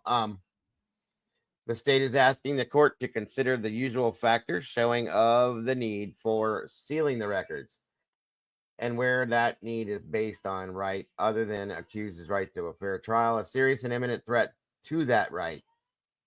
Number 2, anyone present when motion is made must be given an opportunity to object to the closure. The proposed method for curtailing open access must be the least restrictive means available for protecting the threatened interests. So this is all the legal rigmarole. Hold on. DW recalls that a mask was obtained from the Pennsylvania address. There was? On the PA, the list of things that were retrieved. Huh. I can see what's about to go on. How do they battle 3 different states though? Because you got state law Washington, you got state law Idaho, and you got state law Pennsylvania. How do they weigh all these laws? I think it's where the crime's committed, I'm assuming. What do you think is about? I'm listening. I'm grabbing my coffee, guys. I can still hear you there. What do you think is going to happen, Eddie? They're going to have physical evidence on him. That's what I was just wondering. That's why a moment ago I was asking, I wonder what kind of vacuum cleaner is going to be a Bissell Power Force, I'm sure, right? And then probably. And then this mask is going to match that silly drawing of DM's. And so Miss Mass was asking, it's all going to fit. So why didn't you see the white Under Armour symbol on the mask then? That's literally right on it. She's viewing his bushy eyebrows. In that line of view, you could see a symbol on the mask if it was an Under Armour. Wouldn't they be gray though? Sometimes they're gray or they're white. Usually, ain't they? Listen, she saw his eyebrows, so she must be paying attention to detail. So if it's that dark, you're able to see his eyebrows. You can see some damn symbol on right under his nose or wherever it's located at. Yeah. I'm just not buying it, man. I wonder if his apartment was broke into, whether he was aware of it or if it was done without his knowledge, either before the crime or shortly after the crime. You're gonna have to have proof of that. I just want to. Okay, if nothing was stolen, right? Like where is any sort of like there has to be some sort of motive to do this, like infatuation of the girl, and infatuation of a girl, but there's no SA, or a hatred for somebody in the house, but he didn't have any disputes with any of them. So then, my mind goes to, well, did they have something in the house that was valuable that maybe, he or somebody wanted to take, but then they say nothing was stolen from the house and there's no forced entry. So, and another thing, Willie, why did Brian do this? Yeah, what it's out of the blue, but wouldn't you think somebody would do something like this, would have cameras somewhere or some access to a home before they do a crime? Well, yeah, you would think he would do some kind of recognizance, but based on the timeline, Brian didn't even hesitate when he got out of his car to go inside. He literally had, because of how it's broken down, he had to literally get out of his car and he would have had to know the layout. He would have had to know where everybody was and the layout of the home. Yeah, but that's what I mean. But he did this on a Saturday, which is one of the busiest nights in the college. He did it while at least 3 lights were on in the house, 3 or 4 lights possibly in the home. So he knows people are awake. There's foreign cars in the driveway that he wouldn't have seen if he was stalking them beforehand. Yet he's so brazen that he runs inside, and not just runs inside and starts on the floor that he gets in. He goes and traps himself on the 3rd floor with a damn knife. If my ass was on the bottom of those steps with a baseball bat, I have the upper hand than you do, being at the top of my steps with a 7-inch blade. Period. One of my biggest things is something you just touched on, Willie, is the fact that. Say that again. One of the biggest things I touched on, or that is one of my issues, is you just touched on it, is he went into a house knowing that there's 4 cars sitting in front of that house, meaning everybody that lives there is possibly home. But not just that, the lights are on, dude. Everybody's awake. Well, that too, yeah. I don't know. I mean, that bugs me too. What do you mean you don't know? They claim it was dark. I don't know. Like that's one of many things, dude. Is what I'm saying. So, like, and then he's supposed to just turn into this John Wick character that everybody wants to believe. But then you look into his past and his past motor skills and the stuff he had to do to correct his motor skills. Brian wasn't this. He's not that dude. I was trying to tell everybody that in the beginning, but everybody thought he's tall, so that means he can, just take 4 or 5 people at once without having a scratch on him. He's not that dude, man. He was never that dude. And I hope that background that the defense, all that paperwork, it's long, but it's a really good read. It had Annie in tears, actually, believe it or not. I hope she doesn't mind me saying that. But that document had her in tears because she can relate to somebody she knows. And she told me flat out, if having that and doing like the crime, it's almost impossible, dude. Almost impossible. But again, here we are, and this is what we're supposed to believe. So who am I? I know. What are your thoughts at this point? What's up with this, Eddie? Well, to finish my thought, you know how important court time is, and these attorneys aren't going to be up there just asking questions out of curiosity. On the 24th, Miss Massa, she was asking Corporal Brett Payne about his whereabouts during the evening of the arrest. Yep. And I was curious because they know something. I was wondering about the significance of that. Of course, he testifies that he wasn't there, but if his parents, they could have been in the house, like say in the living room, and they would have no idea what's going on throughout the rest of their own residence. And in that garage, I've always wondered, because she was hammering home this idea about a receipt, a 2018 receipt for an iPad that he had in the car for an Apple account from 2016. Now it just seems very fishy that he has a receipt dated from 2018 still in his car. Now, the fact that these latest documents come out, I'm wondering if all this evidence that they have, they're going to have receipts. What you're going to say is going to have receipts to match up with everything. Yeah, they're going to.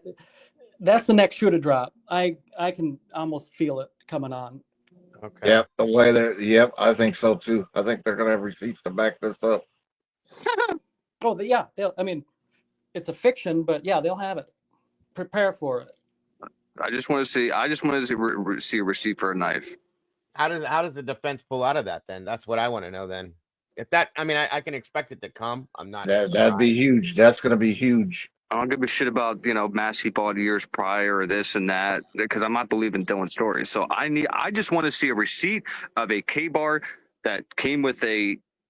And again, to me, it's a big deal. I want to see a label too, Willie. I want to see a mailing label with his name on it.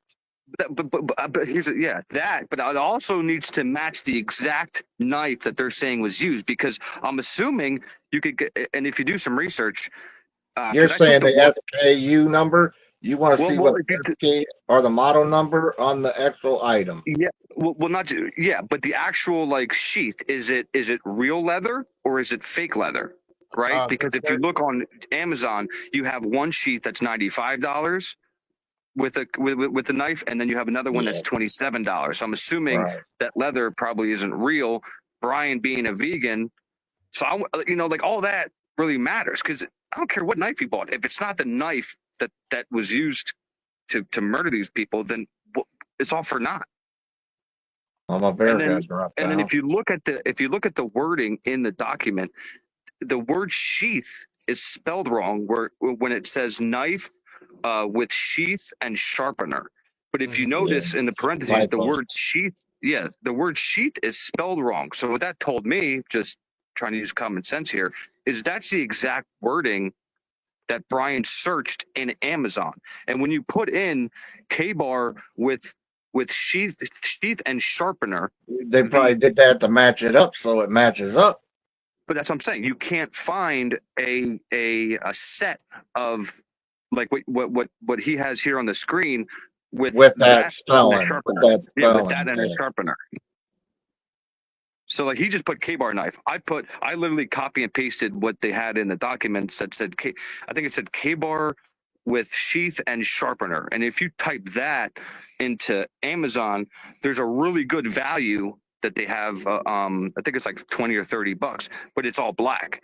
So, there's none that is specifically look like this with a sharpener when you type that all out in the box. And I mean, I don't see another reason they would misspell the word sheath in their paperwork if that's not. Is this a military knife and a hunter's knife? You got to put K-bar knife with sheath and sharpener. There you go. So, you could have kept that. That's fine. So K-bar knife with sheath and sharpener, it says.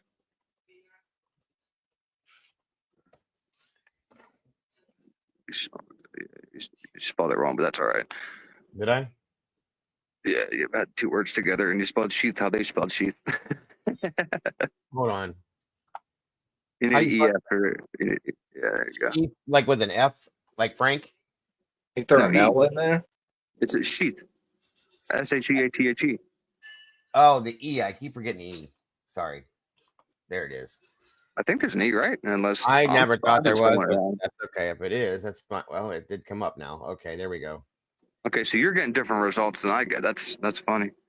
That is that one right there is the USMC. The yes, that's the 90. Wow, $95 for a knife? That's what I'm saying. And if he bought this back in March, right, when he was in the Poconos, he wasn't making a ton of money. So it's not like, wouldn't be that much at that time, though. Right there. You see that one right there, the black one, Diego? Yeah. That's the one that comes up the most bought. Like when I search it in, that's like the what it wants me to buy because of so many other people bought it as far as that value for your money. It's cheap. It's a cheap knife. Yeah. The Flissa one, yes. You see there's a sharpener. Right. Let me ask another question on this. Why would you specifically? Okay, this is for you, Eddie, Don, Willie, Cap, anybody else in the chat here. I wonder why, if you're buying this to commit a crime, why would you take it and buy it off Amazon? Well, first off, yeah, but that's not my question. Not with his knowledge, that's dumb to me. But whatever. Why this knife specifically? I'm wondering, is there something about this he knows? What's it tied to him? Why would he tie so connected? What does this knife represent? And the reason not just that. He probably I'm assuming did some research, and I thought K-bars weren't meant for what he did. They're not. And the knives was the blades, Twiz was in here and verified that too, as well as my buddy that was in the Marine Corps that I talked to said that the blades will break very easy on it. You would think an axe would be better. Well, it's not even that, Don. It's just like I would look into a hardened blade, a hardened steel blade that is not going to, that doesn't have a history of breaking. If I plan on doing something like this, if you're going to do research, do research. Yeah. Okay. This knife is susceptible of breaking, right? Yeah, because there's a hundred other knives you can get for hand-to-hand combat, especially if he knew or he just didn't give a shit that people were going to be awake and he knew he was going to have to put up a fight. Now, I'm not picking a K-bar. That's all I'm saying. Right. Did they say that the one that they believe this was, based on the wounds, was serrated like this? Well, was it a fixed blade like that? Well, if you read the paperwork, they actually describe the wounds 3 different ways. Payne describes the wounds 2 different ways, and I think I forget what they say, edge weapon or something. Yeah, an edge weapon was the first thing they said. Yeah, and then there's something else. I would think it's got those little grooves in them. Well, I'm just saying, like you see. Okay, so you figure how much force, like when you're in a full, he must have been, or anybody did this, must have been a full-blown adrenaline rage, right? Yeah, rage. So you're stabbing down hard, and you see that little guard it has. Unless he's taking out the hilt. Or slicing. Yeah, so in his selfie, right? I don't know what hand he's taking a picture with. Is there any sort of bruising? No. See, that's what I mean. Just like white colorization where it's cold, like you're cold. But even with gloves on, even with gloves on, that's a piece of metal continuing, because you have a little bone right there. If you press like right on the edge of your pinky, like at the bottom there, you have a little bone right there. I analyzed that video like you wouldn't believe, looking for bruising, bleeding, cuts, this, that, everything else, and with the hilt marks, the hilt being the way it is. Hold on here, skin tone. The one that hilt right there. Okay, if you're coming down 54 times, at some point, okay, you're gonna be left friction. First off, gloves or no gloves, okay, unless you're wearing some kind of super padded gloves, I don't believe that. You're going to bruise this up, if not slip over top of that hilt, okay, with the force you're doing, and cut yourself somehow. Or you're going to have a very red discoloring of that skin area. So let me ask you guys this. Why doesn't Brian have the sheath on his belt? If Brian didn't, like, if there was no SA that took place, and he didn't have a reason to take his belt off, at what point does that sheath come off the belt? That's never made it had to fall off. Here's something else too, you guys. Here's somebody else. A lot of people are saying, well, maybe during the ruckus, this and everything else, there's no way you're gonna tear this leather. Shit ain't coming off. It's the rivets here, guys. I tried to show, even with this one, it's made of the same material. Okay. Or unless he went down and he cut like a belt loop or cut it. Now that the way that this stuff is put together, I mean, I could probably tie this to my car and in my house and pull, and it's not, it would take a whole lot. I mean, and we're talking about, remember, I mean, if we're going to say they were just young college girls, that's what they were, right? So you're telling me one of them had the strength to, because it happened obviously on the 3rd floor. So one of those 2 girls had the strength to rip that off his belt. No. The only way that's going to rip or come off of a belt is if you rip the belt loop, in my opinion, and it falls off the belt. Okay. Yeah. But you're still, what's up, Sarge? Good to see you. I don't. It doesn't make sense, and I still can't see somebody walking in and carrying that like that, hand in hand. I would think you would. You would have to use your hands more. You'd be using your hands if you had 2 items. You would need a hand to control the situation or the person, possibly. You open a door. All of that. Yes, thank you. That's my feeling on that too. And yes, they are soft metal. Thank you, Tomboy. And now again, 54 stab wounds. You're gonna hit ribs. You're gonna hit bones. Yeah. I cannot imagine after that many attempts at this, first off, the dexterity you would have to have. But my question to you is, do you think that, now this just might be a possibility. Dylan didn't describe seeing a knife, but she described seeing a vacuum. Could this have been a knife that was so big that maybe she described it, she mistaken it for a one of those handheld, you mean like a machete? Yes. I mean, she saw eyebrows, but she didn't see the knife. Because if he didn't have the sheath, he obviously still had the knife in his hand. Where would he put the knife? I said that 2 years ago, Willie, because of the wounds that Steve described were deep, large gouge marks. Okay? Yeah. I said that 2 years ago. That what if it was a machete? Well, then why is there a K-bar sheet there? I don't know. You tell me that. I didn't put it there. Yeah, because that one fit in the sheath. How would that fit in the sheath? It wouldn't. That'd be impossible. That's why they were looking for another sheet. I'm gonna show you something too, you guys. Hang on a minute. Don't go nowhere. I gotta grab something here. Keeps getting wilder and wilder. Again, it just doesn't make sense to me that she wouldn't have seen a knife in his hand, but she saw eyebrows, she saw vacuum. Which Now, to see a vacuum, you have to be looking at his hands, right? Most of those, they're not silver; they're all black, right? Those knives are mostly black on the blade, right? I mean, I think so. Because I think some are silver. If it would have been silver, it would have reflected shiny or something. Because if it would have been black, it might have been hard to see in the dark, though. Yeah, but then what the hell is this vacuum she saw? Right. She had a knife in one hand and a vacuum in another. And if you would think it'd be a vacuum cleaner, he would have had it wrapped or covered up so you couldn't see the brand or anything. It's just her story's not driving, and I don't see it driving with the jury unless hungover or drunk. Like she said, she was dreaming and hallucinating. Didn't remember. Yeah, she was dreaming for what, a couple minutes, and all of a sudden she's stable enough to Snapchat people, look for jobs, do this. Or sitting on the bed or hiding in a closet, or she was looking for jobs, dude. Let's face facts. She was searching. She was checking her Indeed while her friends were dead in the house. And why wouldn't you go out? Why wouldn't you go out of the room and get out of the location? Yeah, why not jump out your window if you're so scared? You're gonna risk opening the door that you just saw a masked man that you're terrified of to run down to Bethany. What else Bethany gonna do for you? You would think you would want to escape the area. Yeah, or call 911. That's like a normal fucking person. That doesn't make sense. Why would you stay right there in the room? You would. That's the thing. You wouldn't. You just said it right there. You wouldn't. Flight or fight. Yeah. She didn't do neither. She ran down a flight of steps, maybe.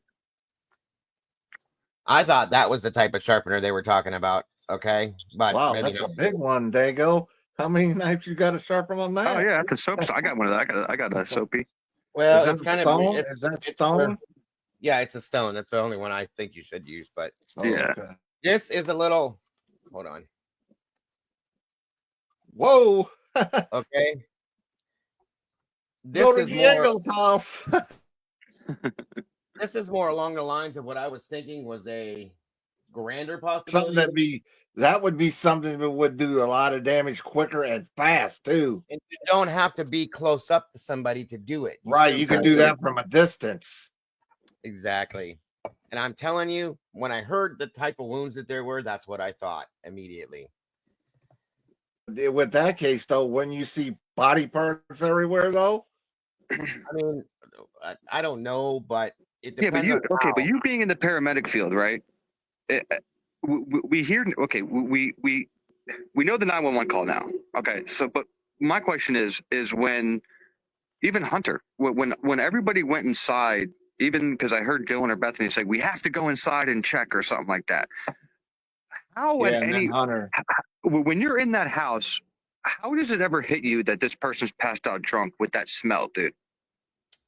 Okay, let me tell you something here. I said this yesterday or the day before. Being a paramedic, ex-paramedic, whatever, in the field you were in. Decomposition would have hit that house. We talked about that last night. I pulled up the stats, the definition, the readout. I can't think of the word right now. Anyway, how long it takes for all that to happen, what will happen, how it works, so on and so forth. And again, not to be disrespectful to the victims by any means, but this is what it would be. Okay, it takes like a couple hours for that to go into full effect. Okay, when the smell of the blood. Okay, there's that. There's 4 victims that are releasing that. Now, on top of that, when a body dies or passes on, whatever you want to call it, it will evacuate. Okay, once it passes on, the body relaxes, all the muscles inside relax, and it evacuates. Meaning, Anything that's in the stomach will release, and fecal matter will come out. Urine will completely, everything will empty out. Okay, that's 4 people. That's a lot of that, and it doesn't smell good. Mix that in with the blood that starts to putrefy. Okay, it doesn't get to the full extent for days, 3-4 days maybe, but within hours it starts to do that, and it starts to decay, the decomposition stuff. Then the body goes into rigor mortis, and then it comes out of rigor mortis, and then the body poses. Okay, meaning that's the end, and then that'll happens within an 8-hour You period. harden up, right? Does the body harden up? You'll harden up, and then then the muscles will release, and the body softens back up, and then they call it posing. Okay, right. But you're still like your hair and your nails and stuff still grow, right? For a minute, yeah, for a while. So is it possible that maybe she was face down? I think they all were face down. That would be the only way you would not. Well, we don't see know that, but they didn't report seeing any stab. Where did he go? But they didn't report seeing any stab wounds physically. So that would just make sense that if she was stabbed, wouldn't she be? Well, okay. Back to what I was going to tell you, Eddie. The link. Oh, he's got to make a phone call. Sorry, it's okay, bud. The 911 call. Okay, we hear there's something happening something happened or is happening in my home, and we don't know what. Yeah. And then we hear, okay, right. My friend or the roommate passed out. She was drinking last night. She passed out and she won't wake up. But how do you know that? How do you know that she's passed out? How would you know she's passed out? That's what I'm saying, Don. That's what they were saying. You haven't seen her. You might have to turn your mic down a little bit, Don. You're really loud. But yeah, I don't know. I don't know how would they make that assumption if they didn't already view the body. That's what I mean. That's what I'm saying. Or see it. That's what we're saying, Donnie. Yeah, view it, see it. Yeah. Maybe on the way when she was running down, she got a glimpse. Yeah, but here's the thing, Don. They're in the room with the door closed. How? Running down where? No, when BF. Remember the when she ran down to BF's room, then why not go up and help your drunk friend? That doesn't make sense, you guys. She's on the 2nd floor going to the 1st floor. She's going to walk. Right, and that's on the 3rd floor, right? Maddie and Kaylee are on the 3rd floor. But listen, let me finish this real quick. She's going to go past the hallway to the stairwell that Xana's room is in. At the very end of that hallway, Xana's room there. She would have seen Xena. The door's closed, though, remember? Oh, yeah, because Hunter had to push it. No way, bro. Xana was outside the room because Ethan was never mentioned in that 911 call. Well, okay, but if that's the case, though, dude, why was he saying that's Hunter's best? Isn't that Hunter's best friend? Who? Isn't Ethan and Hunter best friends? Oh, yeah. So, you're not going to, mention in the call, and also my best friend's dead. No, well, here's the thing, though. In the background, you hear him he's calling through a door or knocking on a door. He didn't see anybody at first. Mm-hmm. So how did they see and know that she's passed out? Did they just assume it? I think he's seen Xana on the floor. I honestly maybe they're going to say because they tried to call her so many times, they figured she was passed out drunk. It's an assumption. It's not a visualization. Because I'm telling you, it's an assumption. It's not a visualization. Because once he finally gets in there and sees everything, and he comes out, go, get out. Yeah, and then once the neighbor's on the phone, you hear one of them or even both of them come in and say, "Oh, and we saw somebody." And then the neighbor goes, "Oh yeah, and they saw some guy in their house last night." Well, and the biggest thing with that entire conversation, I don't think you guys are getting what I'm saying. The neighbor states, whoever she was, I can't remember her name or if it was even given, but she states that one of the roommates is passed out, was drinking last night and is passed out and she's not waking up. Yeah, but how would they know that info without talking to each other? That's what I can't get. That's the problem. You're not knowing for a fact. It had to have been an assumption because you did not see that person, in my opinion. Right, and there was no conversation. But they just admitted, but they just admitted right there. I mean, right there, they just admitted that they didn't think that their friend was stabbed to death on the floor above them. So after all the times of calling the people on the floors above you, why didn't you guys feel safe enough to go check up on that? That's my point, Willie. That's where I'm going. Because as soon as she gets on the phone, they contradicted themselves in the call. That's the point I'm trying to make, okay? No, I got your point, guys. I'm just reiterating. She's on the phone and she's crying. She's saying it's not matching up to what something happened in our house. We don't know what it was, but at the same time, you're saying that she's passed out, which is not that serious. bullshit. It's just bullshit. You know something else, but you don't want to say it for some reason. I don't understand that. That's what I mean. How did it go to being fearful, seeing a guy with a mask? This, they were so scared to all of a sudden they don't know nothing, and all they think is their friends passed out drunk. Where did that switch happen? Thank you. That's the point I'm trying to get out. And I'm not. Maybe I'm not saying it right, but I was just trying to make sure that. Oh, I get your point, dude. But what does everybody think? At what point of the night did it go from 4:20 something and change to 7:30 in the morning when she called dad or mom or whoever the hell she called? I think Bethany called. Where did it change from? All right, we saw somebody in our house. We were terrified. Literally, she was like, "My phone's about to die," and then one's like, "Oh, it's better than being alone. Come down here." Like that. To me, they're scared. No, my friend was passed out. Let me make one more quick point. They're freaking out. Right. Let me make one more quick point. They're beyond scared. Why are you so scared? If your friend is passed out, Willie, we and you were up partying all night, drinking this and everything else.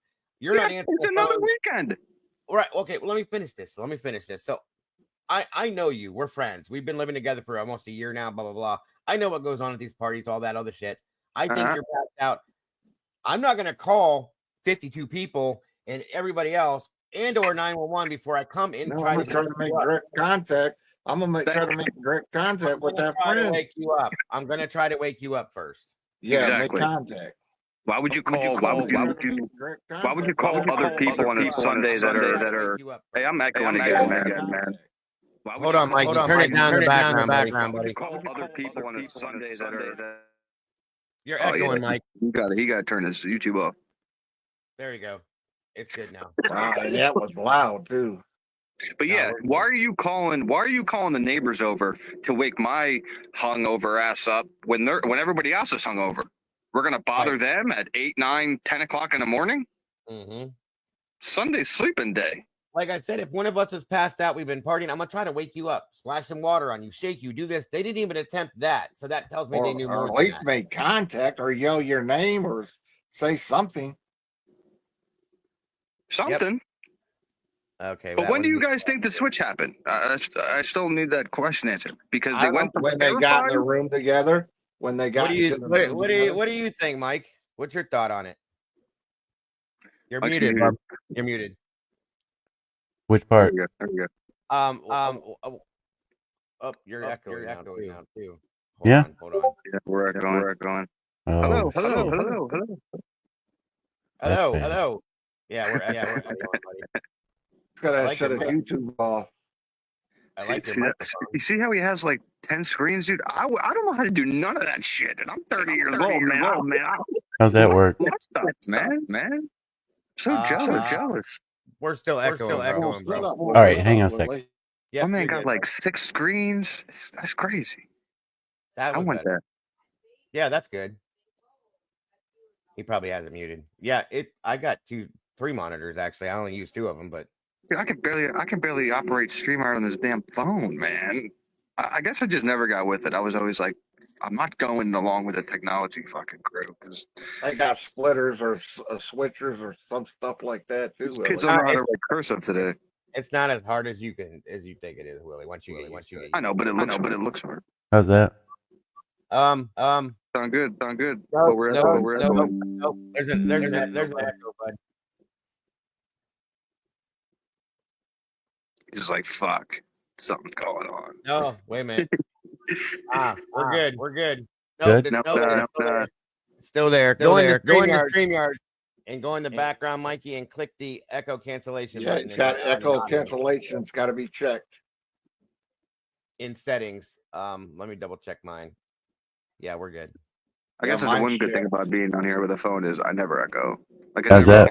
The issue. Oh, there it is. We're good. Yep, you're good, bro. You're good. Yep.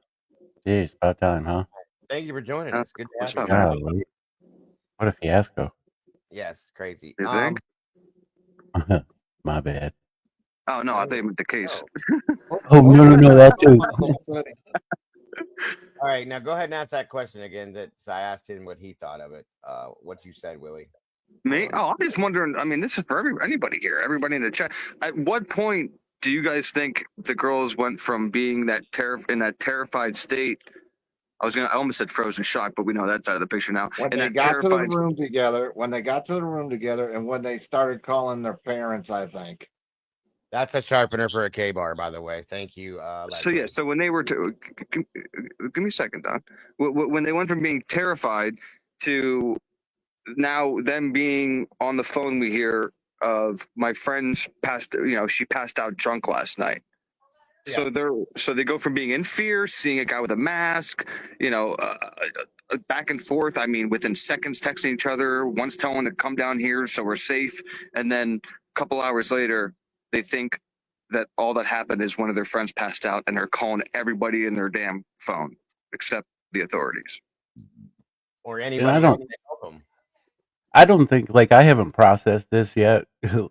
Until these 911 calls came out, I thought a completely different way, and I haven't had time to. So that's a good question, Willie. It really is. I just want to know what her answer is going to be when she's on the stand, because she's going to have to answer it. I mean, if I'm I'm asking her flat out, like, both of these chicks, you guys are texting each other like your lives are about to be taken, and then you're roaming on Instagram for 2 hours. You guys are looking for jobs. You're on Why wasn't the fear? Why wasn't the fear there present the whole time? Well, that's what I mean. Where did that comfort level then settle in at? The fact. What's up, honey? 1 second, guys. And that's almost where I think Dago's theory comes in, to where they left the house. It makes sense to me, but yeah, they were there the whole time, but maybe she doesn't know. You know what I mean? Sorry, how wasted were they? I don't know, man. I mean, it's driving me nuts. It's driving me nuts. It's a puzzle. It's a puzzle we may never know. Yeah, I think we just got angers me, because if any of us here on the panel told that story to law enforcement, they'd we'd be in jail, Willie. We'd be in jail. Or yeah, I ain't gonna say that, but yep. Okay. I mean, the truth is the truth. I don't know why everybody wants to hide from it just to kind of be politically correct. Screw that shit. They want to shoot this guy. And it makes you wonder, why are the people hiding behind what they're hiding behind? Because that's what I feel. Somebody's hiding behind something. What's the motive behind it? Why aren't you getting the full justice that you have in the palm of your hands, which is the other DNA you didn't give a shit about, and which came from your detective's mouth that said that we didn't look into it because we already had Brian Kohlberger's name? That is insanity. The thought of it being like a botched investigation, and for them to do that, I mean, that's a lot of effery. Thank you. And that right there will be appeal. That's appeal grounds right there. It takes more effort to cover it than it does to just do your damn jobs. Why? Well, even that, Donnie, even before appeal process, it shouldn't even go this far at that point with all the lies that have been put out. It's been like Mike said earlier, what isn't a lie at this point? Everything's a fucking lie. Circumstance and wild, and it just keeps. But here we are supposed to trust what comes out in these documents from the state, right? That's what I'm supposed to do. Fuck me 12 times, and I'm supposed to still believe you. Yeah. Can I get another one, please? Once. How many times are we going to get fooled here? I don't get it. I know. And they lied to the whole grand jury. Even with the botched investigation thing, once the FBI gets into it, like Moscow PD, FBI, they aren't going to gel with each other. So one doesn't really care about the other. So they would never work together, in my opinion, to continue to cover this up. So right. Where did it fall off? So that's the point right there. That's a great point. I said that a long time ago. If that's the case, what the fuck is going on then? I don't understand this. It doesn't make sense. Why is the lead investigator? Why is the lead investigator saying the only reason that they didn't look into the other profiles was because they already had Brian's name? Since when is having one suspect's name the grounds to not look into anybody else? Dago, please explain that to me, please. Help me. Listen, that's a great point. I was over with AR last night.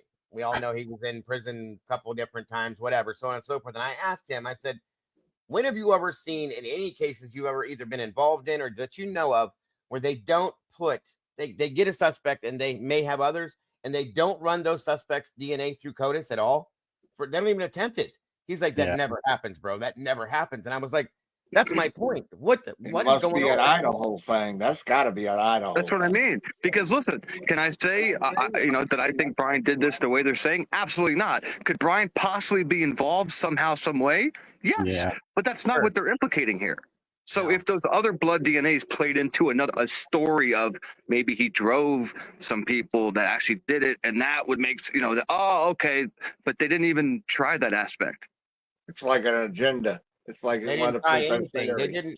They had extra DNA. Sarge counted it out, figured it out, and said it comes out to be like roughly, with everything included, between 7 to 8 forms of DNA that they had with this case. Okay, they did not. They ran one. They ran one. They cleared everybody else, of course, but they ran one. They got Brian. They stopped everything else and said, "That's it. We're done. Hold it. It's him. Lock it down." Why? Knowing in your head that you have to take it to trial, and that defense is going to know that you didn't look into the other samples. How? What kind of? Who makes that the stupid decision, dude? Well, when Bill Thompson was asked why that happened, Bill he stands up and goes, "Well, you can't do anything when you don't have it, Your Honor," or something in that realm. Like, what are you talking about? Yeah. Hi, And Sleepy, you would think they would go with every male that's ever been in that house, run their DNA to see if that would match that on the railing of the step. Bill's his own worst nightmare. That's why you won't hear him talk anymore. Because every time he says something, we find out that Brian is even less implicated. That's true too. Yeah, that's true too. On Miss Potts' community page, I swear I screenshotted it, but she posted something today with dates on, like what we just went over. Yeah. I swear, like she put it to a good Hold on, point. I'll pull it up, Mike. Hold on a minute. She posted on her community page.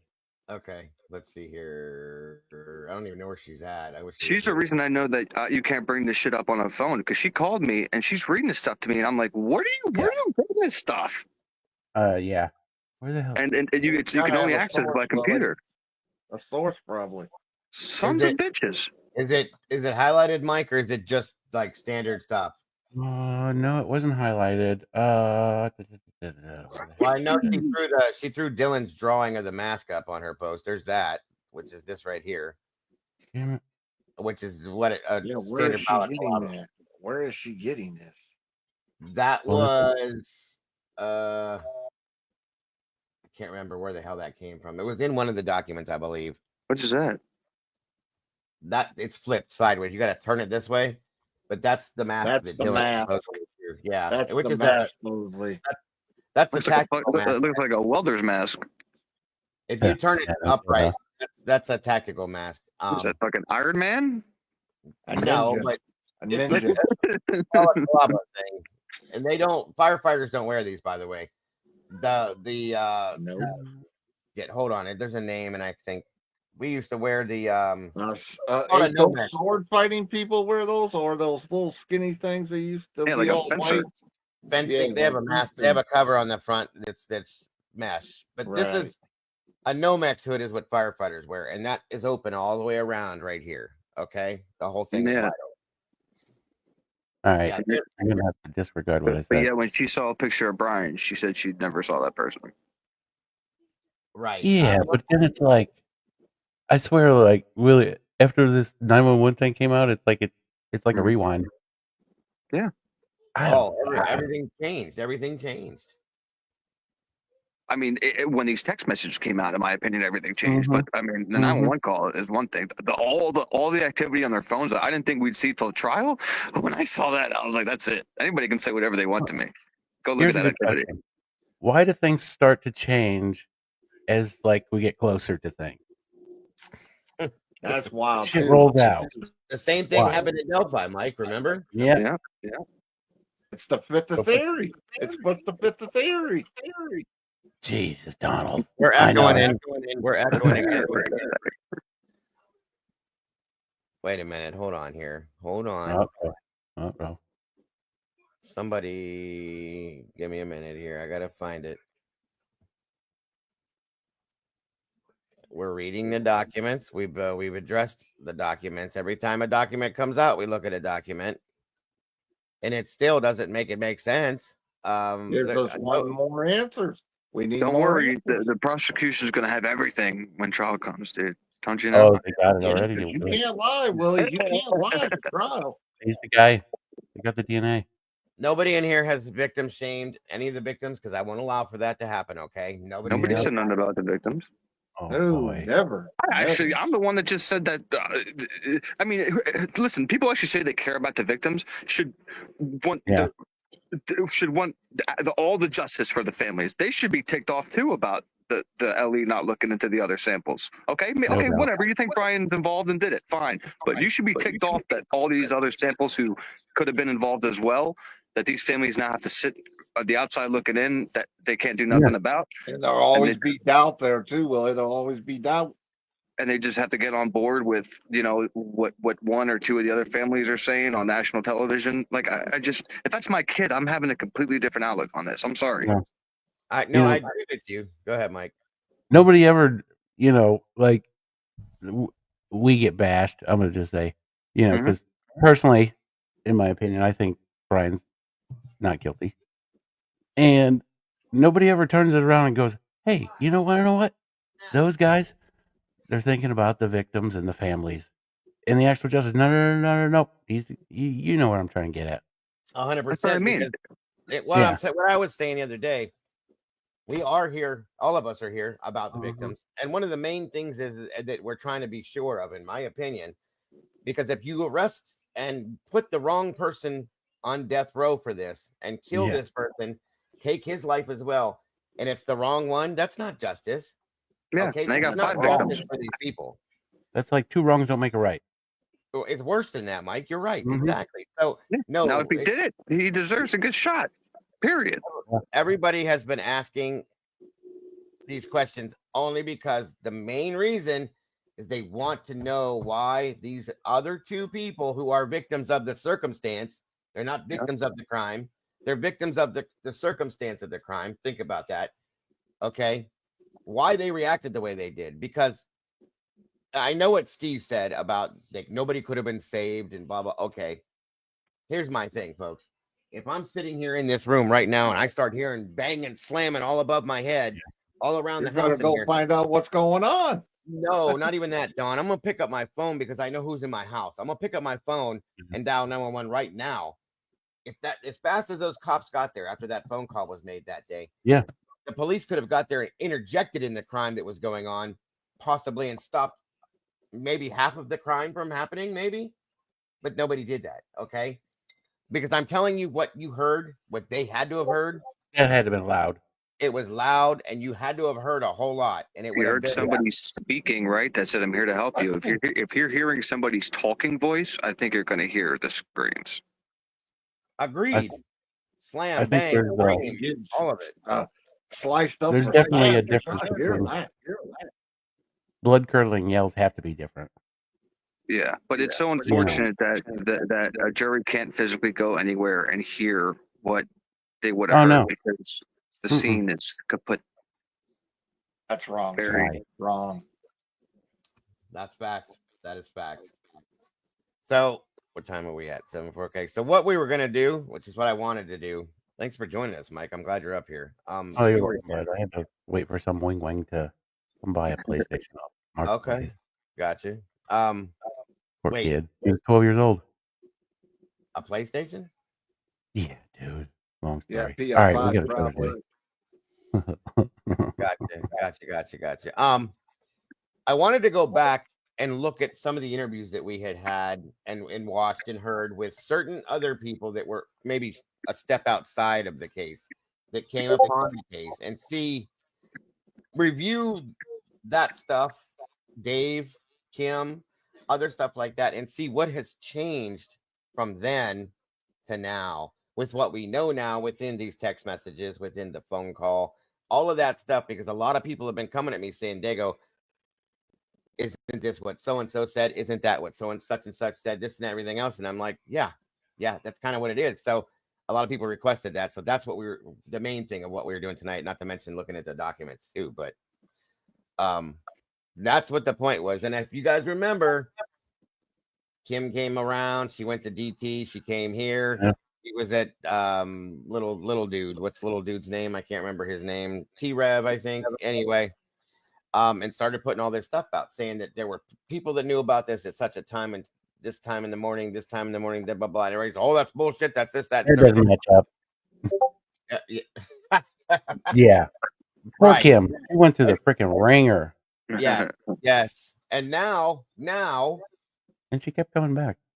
I know. And now we're looking at these text messages, going, well, wait a minute. Matches up.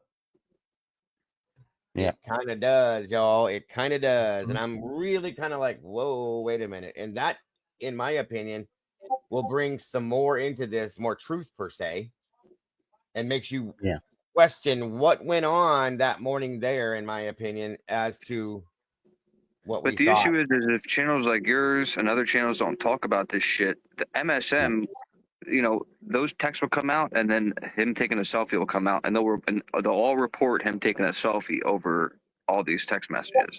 Oh yeah, so that's you know, so MSM never reports on any of this. That's why the channels are so important to, you know, read these documents and put the truth out there, because it ain't happening. That's it right there, bingo, Willie. You hit it on the head, because we're not getting the truth from mainstream media. We're not getting the truth from the damn PCA, which is what we're supposed to be following. Yeah. I mean, the state basically said the PCA is not true, so it's garbage. It's garbage. Rename it the BSA. Hold on here. I'm trying to find, somebody dropped this video in here with me. Oh shit. Who's got their Discord beeping still? Let me turn mine down. Is it mine? Yeah, no, turn mine down. Hold on. I always forget. I thought mine was off, but 1 second. What's a Discord? Boy. There it is. It's off. All right. Somebody dropped an interview in the Discord last night or this morning that we did. I think it was either me or somebody else with Kim. I'm trying to find it so that we can look at that, listen to it, and then go back and look at what we know now, because I'm telling you guys, it's crazy how much of it matches up now. So give me one moment here. Wild stuff. Where did it go? Where is it at? Uno. Dude, I used to get thrown out of channels for saying I thought he was innocent. Shit. Dude. Yeah. Of course you did. They shamed you for a minute. Dude. As soon as the PCA came out, and I went from, you know, being the person that knew him that, you know, thought he was guilty to the person that knew him that, you know, didn't believe the PCA, and all of a sudden I was a monster, and I'm like, what the hell? Mm-hmm. That's my fault. I didn't write this shit. Hey, you jumped right in, but yeah. Who dropped that in the Discord for me this morning or last night? You guys remember back out here in one of the mods? What are you looking for, Brian? That interview, somebody dropped an interview in here for me this morning or last night, and it was Alicia or Stormy, or that's what I'm looking at. I don't think it was Stormy, because Stormy wasn't here back then. But hold on. I'm looking. Tomboy. Because again, dude, if they really were all asleep, right, and we know that we're all asleep and no activity on the phones, yada yada, then, you know, I could see it done in the 6-minute timeline. But when we know 3 out of 4 of them were awake, no way, no. They nobody was sleeping, dude. Nobody. But look what it took for us to find that out. Yeah, I agree. Too darn long. You know how many people still think they were asleep, dude? A lot. Okay. Well, people don't want to hear the truth about this. We went through months of false information to freaking get to that shit, you know? Yes. Okay. Surprise. We're going to go this direction with it. I got it now. Here we go. Especially with Facebook. Nobody reads documents in these Facebook groups. They all just talk their shit. And then you're like, did you read this and this? And they're like, they just disappear. There it is. So I think Swamp dropped it. Here we go. When I start? Swamp Rose. Oh, Lord. Jeff. Is this an older video? Oh, yeah. It's from like 2 years ago, dude. I got it, though. I might have to drop down a little while, get the kiddo. That's all right. It's all right. It's starting to get late. Dad life. That's right.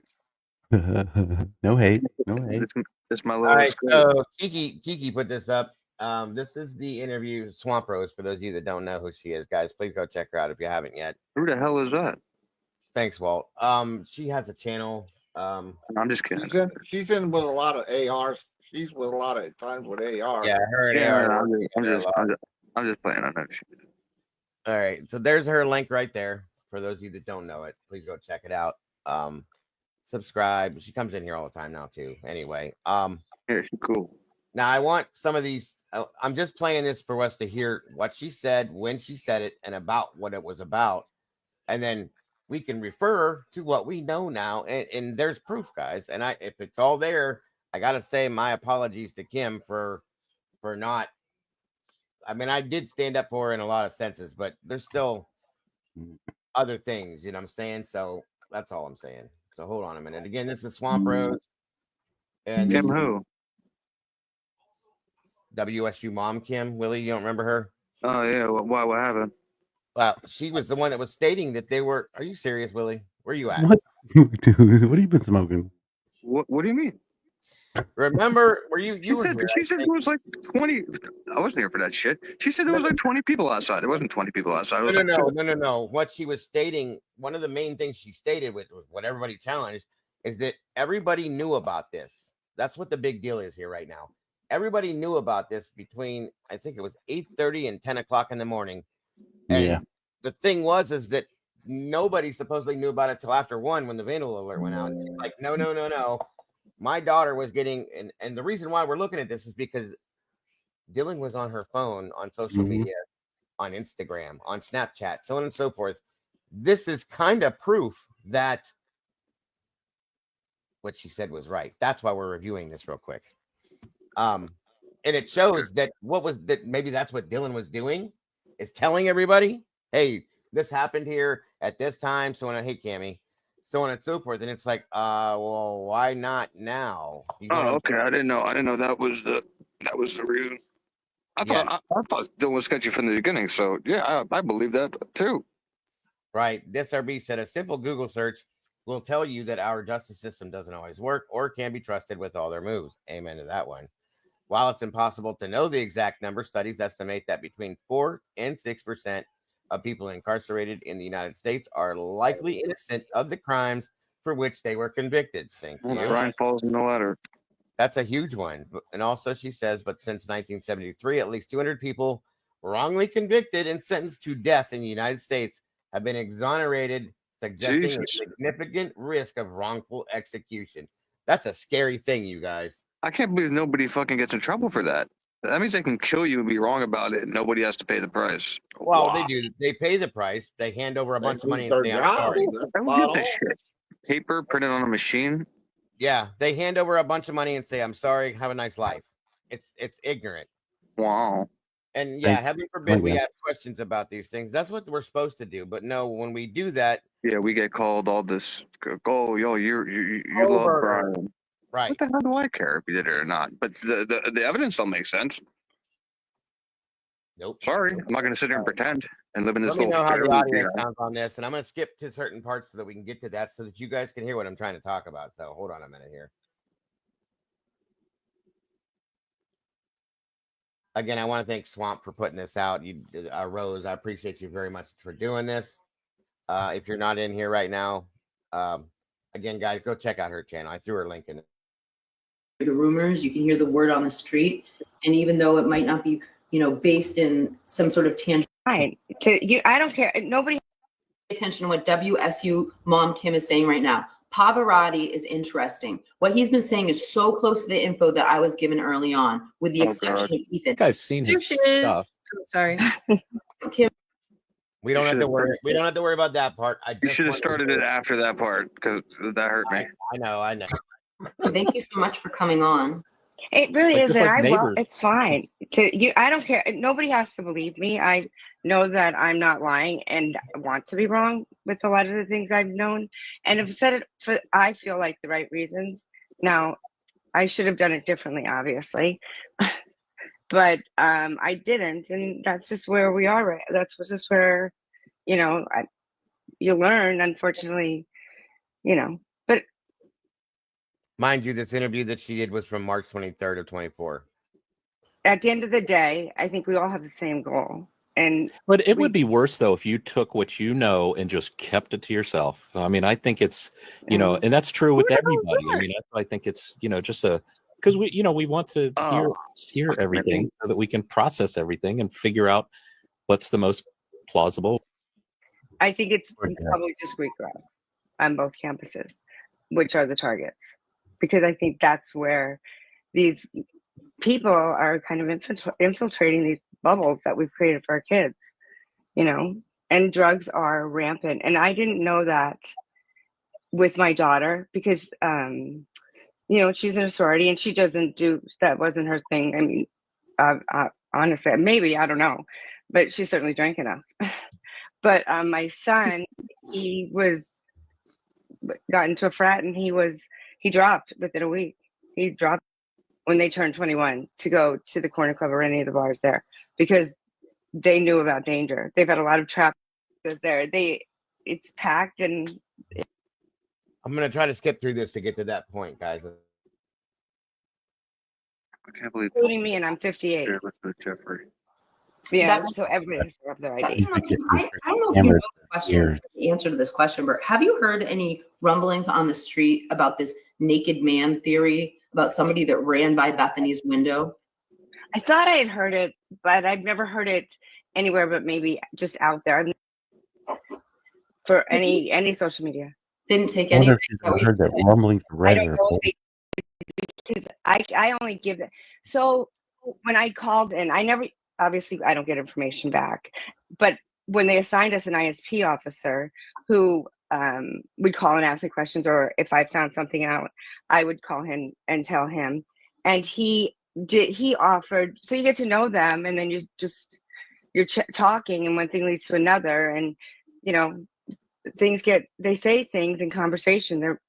They're people, and so he would confirm that when I discovered there might be an alibi that wasn't right, and I was having a hard time figuring it out, I just thought, well, I'm just going to tell them what I know. And he said, we were figuring there was an alibi. That's not correct. They knew that already. So it just corroborated it. And it was just about, and I honestly have I believe that Jack D didn't have anything to do with it. He might have known that there was going to be kind of a shakedown, but I don't think any of these kids knew what was going to come of this whole thing. I don't. I think they just got in over their heads and something went sideways. And I actually don't even think, I don't even know. Well, I actually shouldn't. When I stop and I think, because I want to stop and think before I speak, because I can ramble, right? That's why Daniel keeps me in my lane, so you can feel free to keep me in my lanes. But okay. I'm not so sure that Ethan's death was for the same reason. It wasn't just because he was there. I think that other things went down with the fraternity. That's my opinion, allegedly, from things I've heard, and I did hear from Sigma Chi. They did tell me that when I spoke with the boys through another creator, that there was a fight, and hazing's really bad. It's really bad, especially for fraternities, and it's not legal for a reason. So I don't know, but all of these fraternities are. Well, I know for a fact that one of the houses at Wazoo was dealing, and where they were getting the product from. And they're not in jail anymore. So I don't, and Caden Young is gone. That's a strong statement right there, dude. Why? That was something that she was dead set on back then too. I remember that, if you guys remember, like she wouldn't let it go. And okay.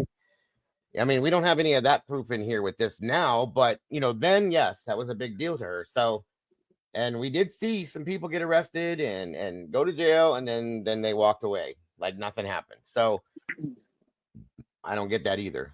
I wish they would get to the point. And yeah, Caden Young is gone too. It's another one. There's a few people that have they're gone. Yeah. They're gone. You know, it doesn't make sense, but that's a whole other thing. I'm trying to get where she gets to this point about the times. This is what blew my mind. Hold on. Why? Like, and why are they out of jail if they believe that That's going back to what Pavarotti has been saying, correct? I don't know who he is, and I said to him, I have no idea who you are. She gave me nothing, so I'm not going to judge her. I don't know what she knows, or if she's speaking for somebody else, or which could be. I don't know. Did Dot come through you? Were you the initial contact with Dot? No, I wasn't. Dot. Was that Brad Norton? It was Brad, and I got to tell you something about Brad too. Brad's she's a good kid. She's a good girl. She really is a good girl, and I think her intentions were always in the right place. They always are in the right place. And I've never caught her lying, and I've had her checked out. My cousins think they're funny. They keep changing my name and they do this cyber stuff. So I have had her checked out. I don't have any reason that I'm not going to blame anybody in anything until we know we don't know. Are you familiar with Dave, who made the phone call in? Yes, I've never spoken with Dave. I know who Dave is. I don't know his. Okay, let me take this back. I don't know his real name, and I told Daniel that we were talking one day, and I said, well, who is he? And I said, wait a minute, don't tell me his name because I'll screw it up and I'll slip. I'll give it up. And so we kind of laughed because I will, but I was able to deduce who he is actually. And because Sigma Chi was looking for him to shut him up, and they went and they found the wrong person to shut up, and they admitted that on What's the Obsession. So why does Sigma Chi want to shut Dave up? What is he saying? He's not in their fraternity. I had not heard that. That's on What's the. I'm going to go catch up on all that. I didn't know that because I've always believed Dave, and I asked you if you knew him because I didn't know if you heard him say the reason he actually called in was because of you. I did know. I did hear that. And actually, he was. Olivia asked me to do the Paramount thing. I didn't want to do the Paramount thing. I vacillated all the way to the point of being a half hour late for. And then having them make me look like my 81-year-old mother. And because I didn't have any makeup on, and I'm like, oh my God, really? And honestly, it was vanity that brought my face out onto Daniel's show and that picture. So I'm like, dude, but it was a stressful, I didn't realize the stress that it had taken up my body. And after we did that, I put the kids on a plane and we went to the Hamptons and spent the summer there. So I was more rested when you saw this picture.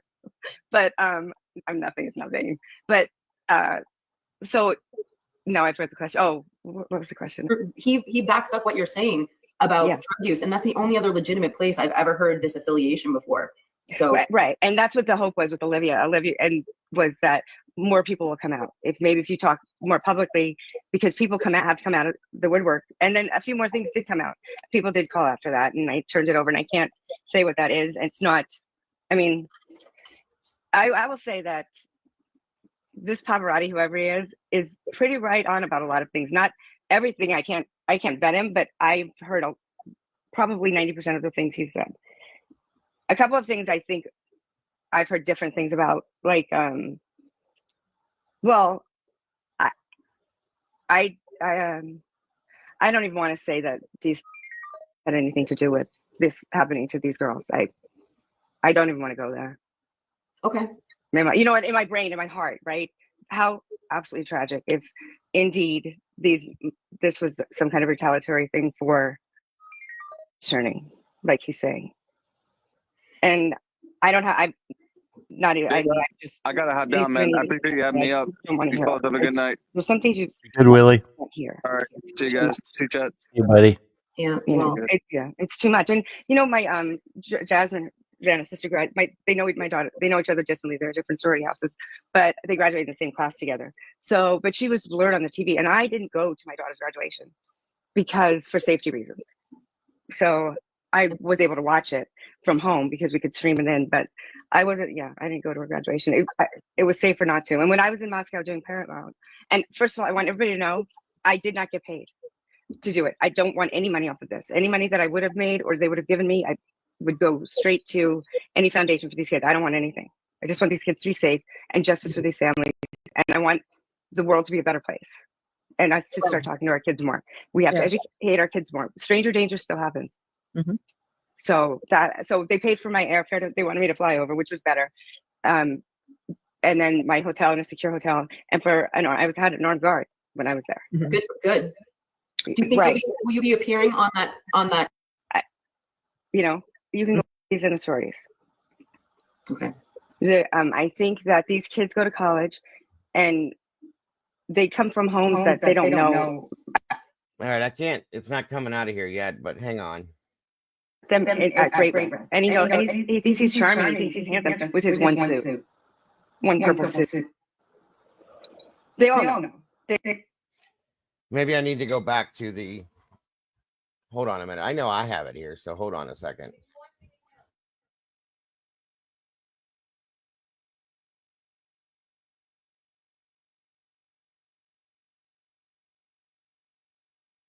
One moment. Hold on.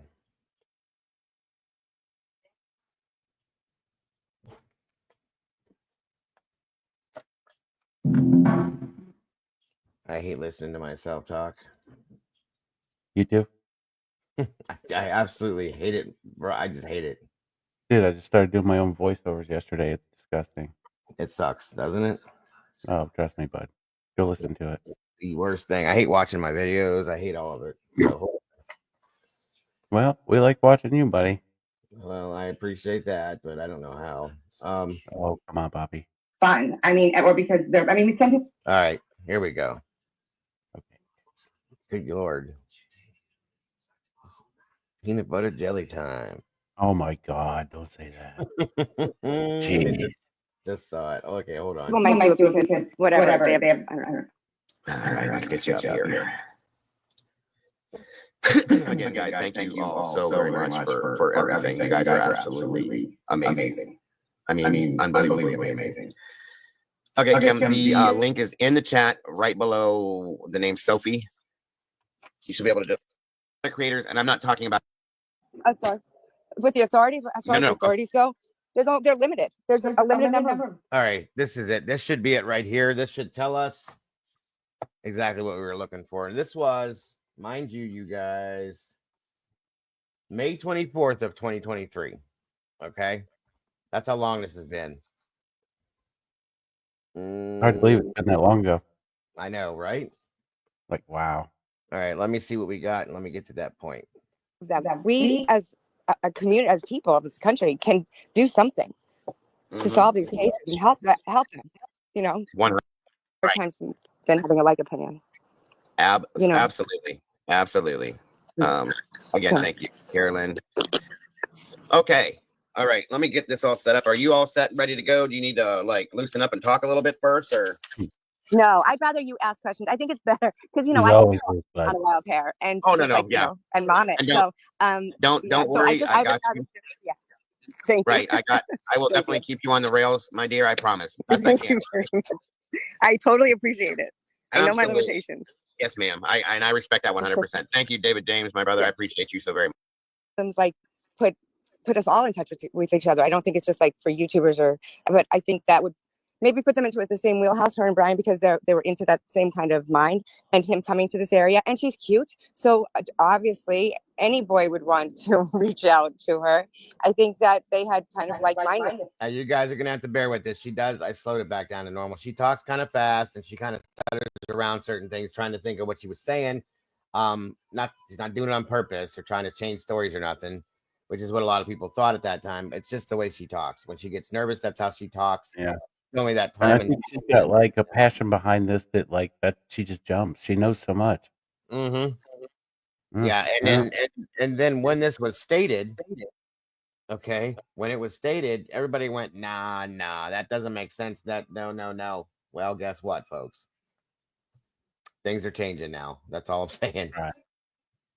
It is that way. And I think that if there was some kind of relationship there, I think it was based not a dating relationship, but she was picking out his brain, and maybe they were working together on this crime. That was his interest, that was her interest. That makes more sense to me than them dating, but who knows if they dated. I'm not judging that. They could have. And they know you know what? That's what I would believe. Right. And we talked about this a little bit too, because you guys, I had put out there a theory of mine that, that maybe she had leaned towards Brian and based on his education. And we did talk a little bit more about that based on the theory that, Brian really was not there is not that bad of a looking guy, and that I was told directly by Wazoo, because I obviously called when after they arrested him, the kids all went back to school, I think the 3rd of January. And I said, so who's vetting your teachers? Like, what's going on? Stash, Joey. Honestly. And she's. What'd you say, buddy? Is there an echo? Yep. Sorry, guys. I said, look at that stash, buddy. Jeez. Yeah, I had to get rid of that porn stash. Look at this. This is the side by side. Yeah. Shows you how fast time flies. There's a lot more dark hair on that too. That's crazy. Moving on. Yes. Said to me, so we're in a meeting all day today, that we've been doing it all day, trying to figure out what we're going to do about him. I said, right. So he wasn't fired. I mean, he was fired after he got arrested, clearly, but officially he had just been under review. TAs have reviews. The students have reviews at the end of the semesters. So really, he didn't get a great review, or he had things to work on. But even one of his professors said, it's not, let's hate Brian. He did this no matter what. Bedrooms. There's some in the kitchen, I think, and there is that likely cleaning meant they were cleaning the house, cleaning up evidence, cleaning up getting things thrown away, picking. The amount of blood that must have been there throughout the house must have been huge.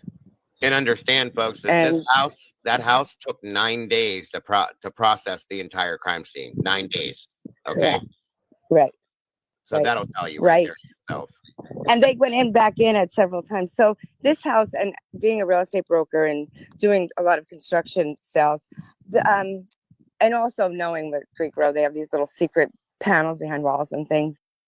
Clearly get along. It seems so, because there's a picture of, I think one of them propped on the back door, which I just forever, that'll go down in history as obvious. Probably between that 4 and 9 time. I agree. It was cleaned up in the entryway, so you didn't see anything in the kitchen. And here's this other thing that I want to say. I know that it was a long weekend, it was a party weekend, but that kitchen was undeniably tossed. That is the one thing I thought from the get-go. Yeah. It was tossed. It wasn't dirty, messy. It was tossed. Like somebody was, and that's kind of part of it. I can agree with that. Right. Right. I definitely could agree with that. Don't forget this. And multiple people, including myself in the chat, are saying they saw the plant too. And I did as absolutely. Okay. There was another one up here. I wanted, this is another one. A lot of people have asked this question. The Snooper, welcome, first of all. And again, why would anyone leave 2 witnesses, in your opinion? Well. And you can answer that at your discretion as to how much of it you can talk about, okay? I think at this point, I feel a little bit more inclined to answer this question, which I really probably wouldn't have a few months ago.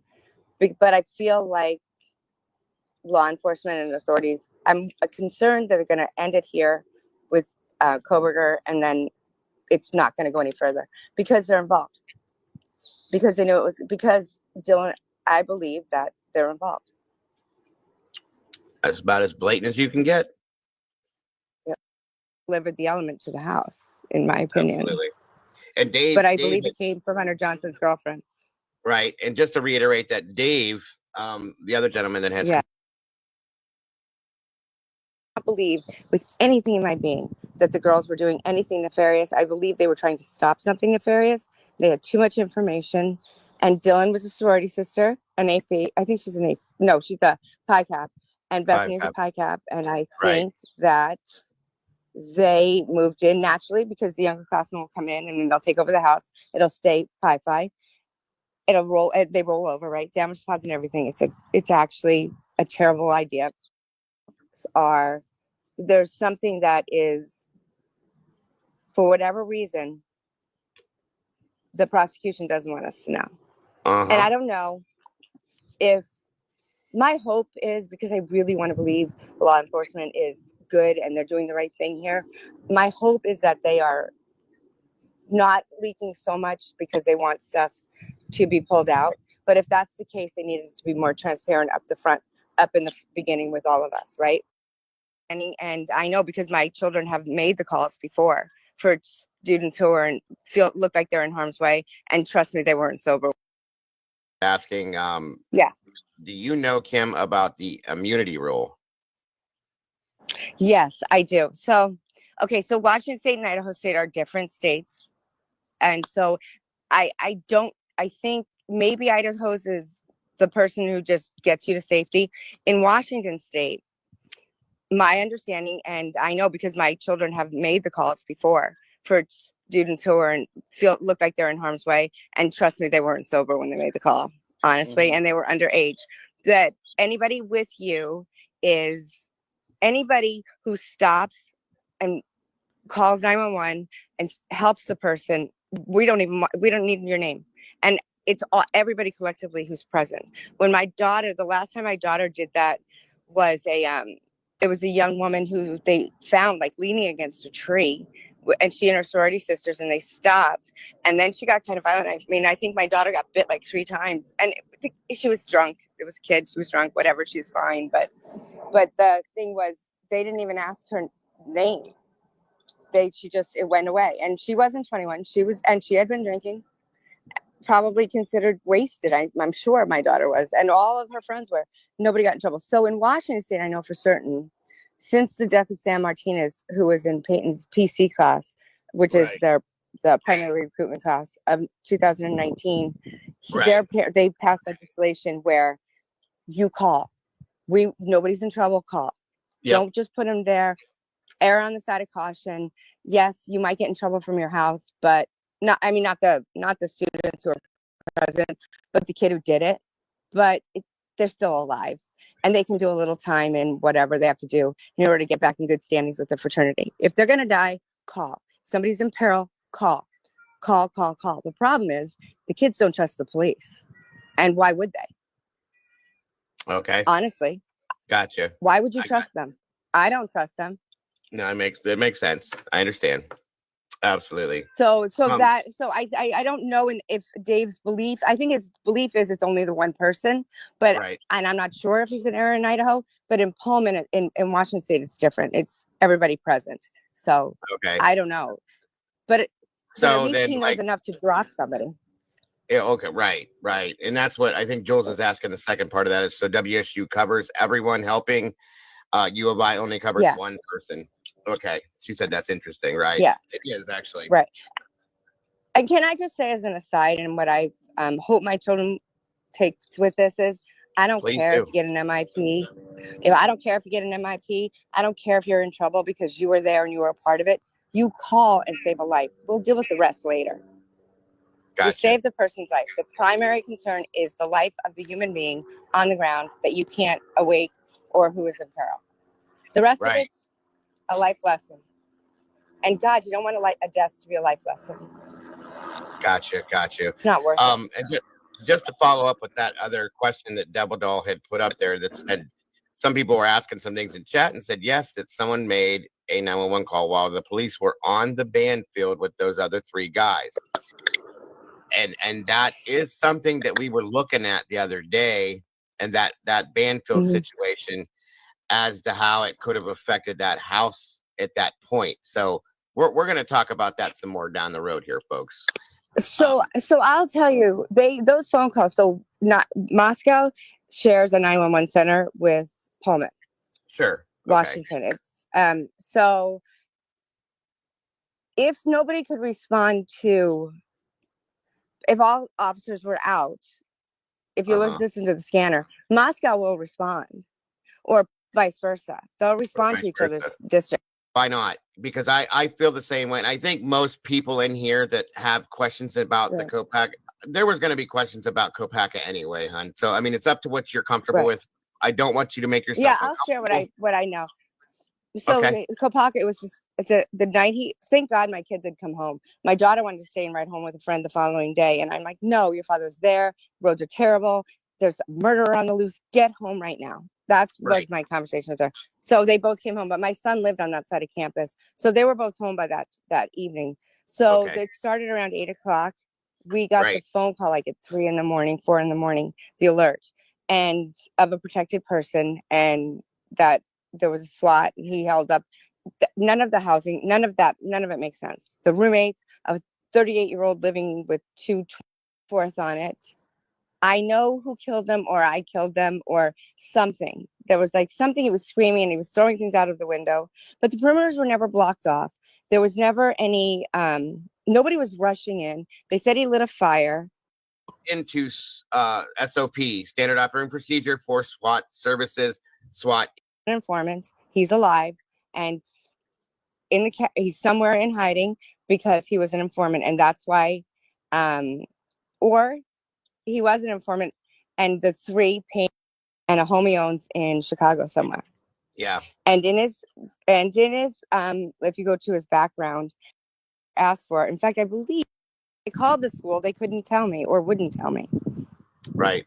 Exactly.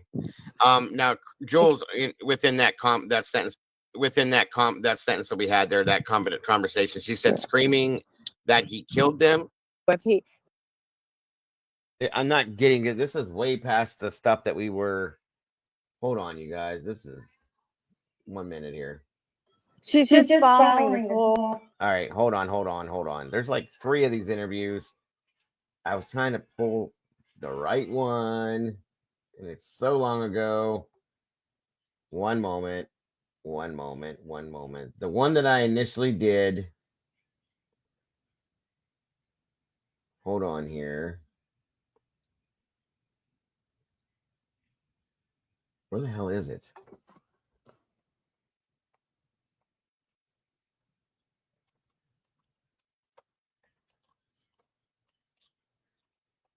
Hope you don't need a password, bud. This is crazy, man. I didn't think there was this many, but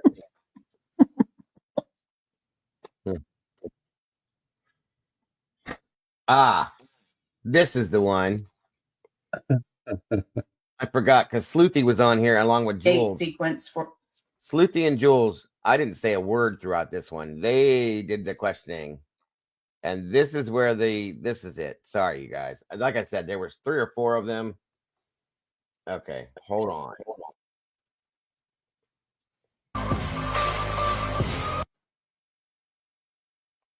God, another horrible. Just look at my face again. Redneck surgery 35 years ago. Spoke like Minnie Mouse for over 6 months. Wow. May 9th of 23. Okay, here we go. Why am I so close to the damn camera? Back up, big guy. God. We're just Mm-hmm. in the corner. Yeah, this is when I was in the living room. All right, come on. Let's get to the point where they pop on here. Where's it at? Okay, there's Kim. You know turkey, T-Rex. What if he wasn't okay? For no. Died 3 hours later. Yeah, that doesn't make sense. I've seen like divided. So that's where I live in the interior. Some of the police officers are pretty young, probably too. So there's a whole lot of that going on too. I think that church is. I think what's happening there is it's criminal itself. It's its own. It's very scary. The kids all know about it, at least in Pullman, and stay away from it. They're afraid of it. Yeah. We've been able to keep them out of Washington as much as we can from their land grabs, but they land grab. I'll tell you what. I had 5 kids by myself, and he kind of gives he just just like you said. I mean, he can talk me off the ledge because. Like I know I feel better after, and I can reach out to him at any time. Before I retired from being a firefighter. U of I, nobody was in. And then I had not the first call. There was an 8:30 group. 8:30. Thank you. I heard that there was. Here we go. Okay. Good Lord. Sorry, you guys. That actually happened, Kim. When did she get that text message? Two initially, and that's why I said, I like what he says. I listen to the things he talks about, and I have a lot of respect for him and his show. In turn, that's why he vetted you, so in turn I trusted it as well. So and I know he's going to come. Like I know I feel better after, and I can reach out to him at any time. He's been amazing. I could reach out and say, hey, this has happened, and he kind of gives just like you said. I mean, he can talk me off the ledge because I can be on a ledge. I can. I can't see my kid, and it's 6 hours to get to them if something goes down. Right. That's terrifying. That's panic right? mode. That is absolutely panic And I don't mode. think get it. anybody's watching them closely over there. I mean, I know they're just out there. They think the guy's Well- in jail, they're good to roll. The thing is, and that was another issue I had, is that why doesn't Idaho have its own college security or college police? Why is Moscow the only thing that will? Listen, I see people. Somebody mentioned people were leaving. I know a couple other shows went live at the same time. Guys, I'm not doing this to support her. I'm trying to find the statements that were made that relate to the text messages that happened. That's what this is about, you guys. And once we get through that, we're done with this. So just please be patient with me. I promise you, this is not going to be an ongoing. Will show up when that happens. I mean, with multiple fraternities and sororities and so on and so forth, you would think they would want more of a security basis there. And they got the local police department going house to house to house to house to house, doing all this. It doesn't seem to fit with me. It doesn't make sense to me, you know? Well, I think it's such a small community, and it is a desert when school's out of session. Like during the summer or at breaks, because you know what? Because you know what? I couldn't be a teacher. We tried. So to the question I was going to ask to start this off with, we got where you're from, so on and so forth. But from what I've heard and what I understand, your daughter received a text message when this happened, initially, correct? Correct. Okay, so welcome, Cindy. Okay, here we are. Sorry it took this long to get to this. Pay attention to this and then think about what we just learned from the text messages between Dylan and Bethany. This is the whole point.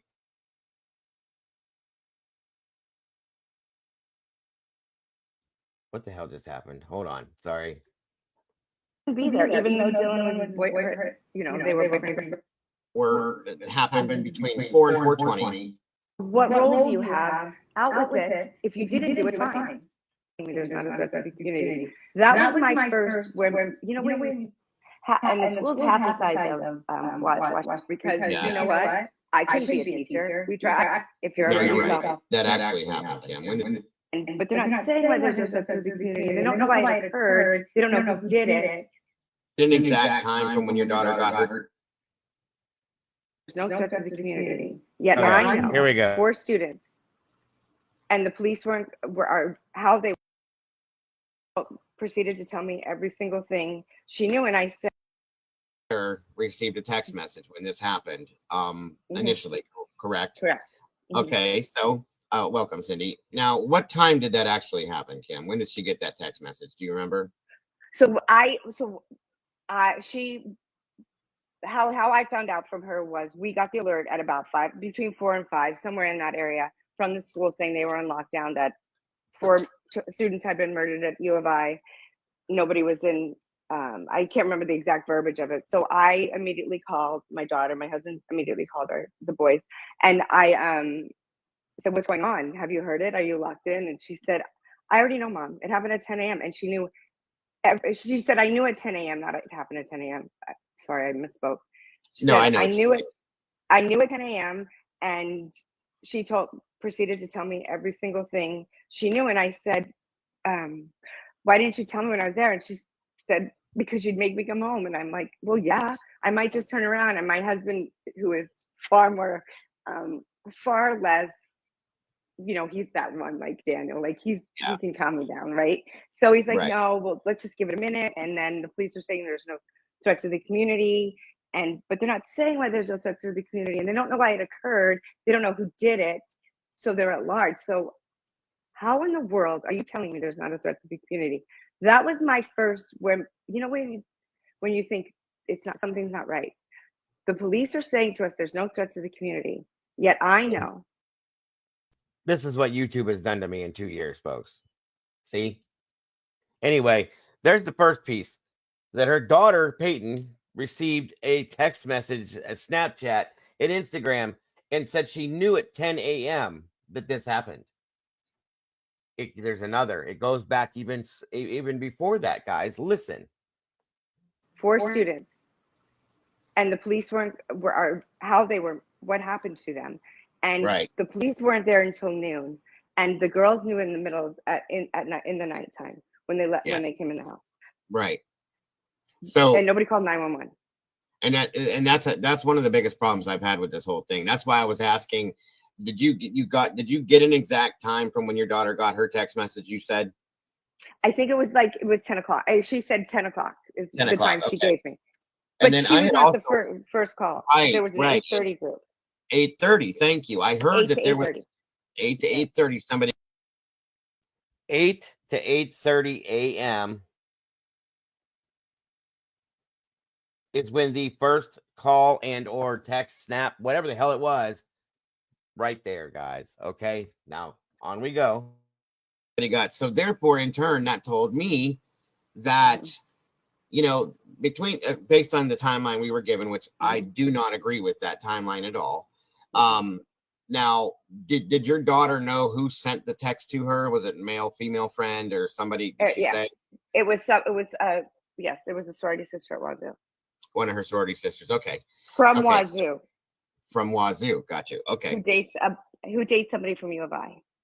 Okay, and did you know who that person was by chance, or was it just somebody? I do actually know. Yes, I do.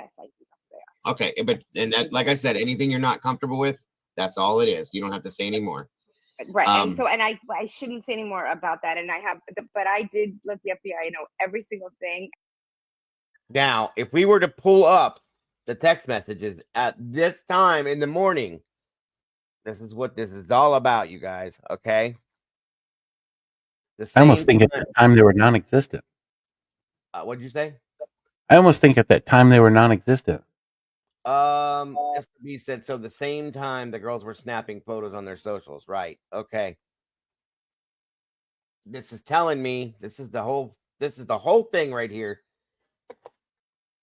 What? And we've asked this question. What is Dylan and Bethany, or well, mostly Dylan, Snapchatting, Instagramming, sending messages, this and that? We know that Bethany's taking pictures.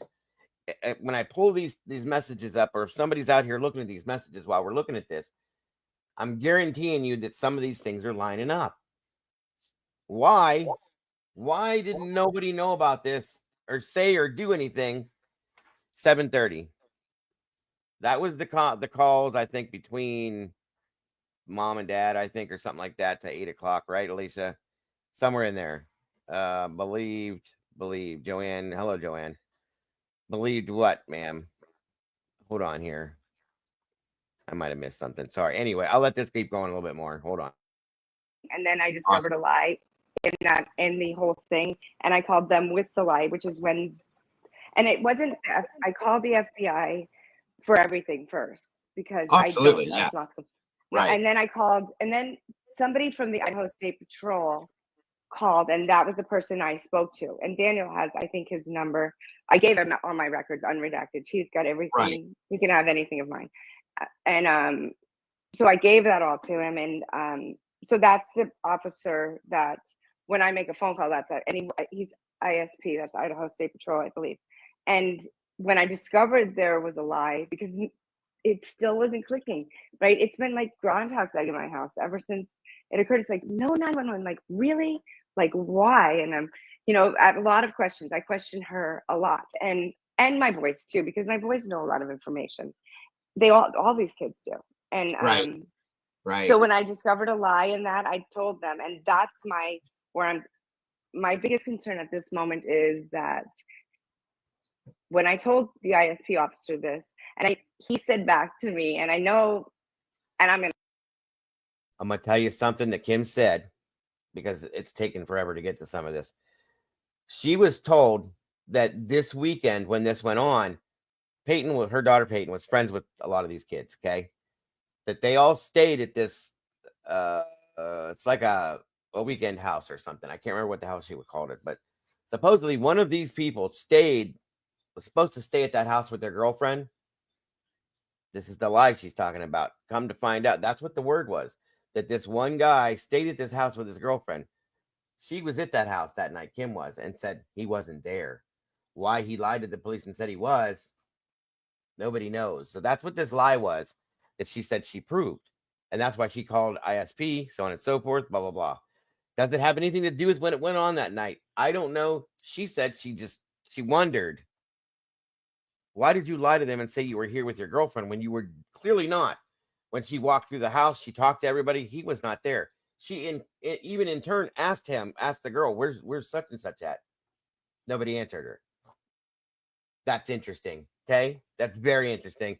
And again, we're seeing here the timeline of when people were actually known about this all over Pullman and Idaho campus. Okay. For Idaho campus, knew about this starting at 8:30 in the morning. As we're looking at the two survivors' text messages, I have to wonder, are you Snapchatting people? Something went on in my house. This is what's going on here. Somebody's taking pictures. This is what I've been questioning, you guys. This is not good. Okay. Based on what we've been told for 2.5 years. Thanks, Mike. I'm going to say that. He said, we've discovered several lies in the students' alibis. The students, as in who? As in some students, whatever they did. I don't know if you heard that. She called ISP, and this is what they told her. Interesting conversation, he might have said. We were having a conversation, and I said, I've discovered this lie, and I told him what I've learned since. And I don't think my daughter was lying. I think she was just part of the narrative that they created to send out the narrative to say creepy guy did it or whoever, right? I got you. Right. Okay, that makes sense. Because it was always creepy guy. Creepy guy was the one, and the girls had always seen. I can't say both girls. I can only say one roommate, and they saw people outside, creepy guy inside, and there was more people there when they get more people there. Okay, so the statement that was made is they see creepy guy. I'm just gonna say Brian because that's who they have in the house. But there was 2 to 3 other people outside the house when this was going on. I didn't forget about that, you guys. That was brought up too. Who are these 2 or 3 other peoples? Why were they there? What were they doing? Were they part of this? Okay. That's big to me. That is big to me. Thanks, Mike. We're talking about creepy guy. Are we referring to BK? Well, I guess let me put it this way. Let me ask I don't you, know. Kim. Do you think it's him? So here's what I'm going to stand by. I don't know that it's him. I don't know if it's not him, but I do know as a mother what I would ask my child. I would say, but you're in jail right now. So what did you do to get there? Why were you in the vicinity? Why did you put yourself in the place to be considered for this crime? So what role do you have? Out with it. If you didn't do it, fine. But let's get down to business here, right? Let's take a lie detector test. Let's do all of, and I know they're not admissible, but I'm telling you, they're your best friend if you're innocent. It would tell something. It would tell somebody something. Even if it was not admissible, it would say, okay, he's telling the truth in some sense. Right. You know what I mean? And I agree with that. Yeah. I agree with that. So that's what I would, What time do you... Sorry, go ahead. I don't mean to interrupt. No, you go ahead. I'm sorry. No, I interrupted you. You go ahead. I was just going to ask, okay, so we know that my biggest issue with this entire thing, I know at least, and everybody in here that knows me knows, is that the 911 call. Now, what time do you think that these kids were called, started arriving there before the police were called? So, in the beginning, when this all went down, after the news, you saw everything on the news, and I called the FBI and I was speaking to people. I purposely did not watch any of this stuff. I just kept it inside until I got all the information I had out, because I do know as a person, as an adult, that stories can change after you hear something. Like I could hear something and it could just go into my subconscious and so then so I wasn't doing any of this stuff. I was quiet. I was telling the people I needed to tell, and then it went cold. So then I started calling the presidents of the university, and I missed that. I'm a terrible texter. For the record, people, excuse my poor texting skills. No, I get Sorry. it. I get it. At 57, it's not going to change. So then calling the governor. I did call the governor of the state. I called the Department of Education. I called the heads of the sororities. I called everybody I could, and I wasn't getting anywhere. And when I called U of I and got the secretary, the president of the school secretary, she said, You need to call people every day and don't let up on this. And she's the one who told me about this whole forum. And so that's what I do. That's my purpose for here. That's where it came from. I didn't even know this was a thing. So as far as timing goes, I don't know that it was, there was never a time. They never gave a time as it happened. The only thing I do know is, because then I started to do my own looking things up, was that there was they use Snapchat. So it's okay. So there's Snapchat one. Okay. This is what I love about Jules. Always have. She wants to get to a point. She wants to clarify and verify these things. She's always done that. That's what it's about. And that's why I've always loved the way Jules handles things. But there it is. They use Snapchat. We're hearing that now. And people say you can get it back, but like with the Murdoch trial, that's how he got caught. But he's old like me, and I wouldn't know that there's a video on there. The only reason that he got caught from Snapchat is because he didn't open it yet. He didn't know that he had to open it so it would go away. So it wasn't directly Bethany or I'm sorry, let me do it this way. DM or BF that sent this message to your daughter directly from one of those two? It was sent to the sorority houses first, and then the sorority house girls sent it to the extended people. So it was sent, and what we thought this, remember this? It was sent to the sorority house, as we talked about a while back. When you're in a sorority or a fraternity, you're not supposed to call the police when a situation goes down. You're supposed to contact the head of that, whatever it is. Yeah. Remember? And then they tell you where to go from there. So there's that. Remember that. Is that magistrate bullshit? I can't remember what the hell they're called. Yeah, I know what you mean. The whatever it is, but you're supposed to go through them when there's a situation, and they tell you how to handle things. Yeah. Okay. So here we are with that now. Pi beta phi. Yeah, thank you, Eddie. That's interesting though. Remember this. So the people who were there at 8:30 are the ones who sent the message. And is that the time? I mean, in your opinion, do you think that all the... So also she's claiming that there were people there at 8:30. Okay. Remember that too. Frat sorority kids started showing up around 8:30 then, or before that?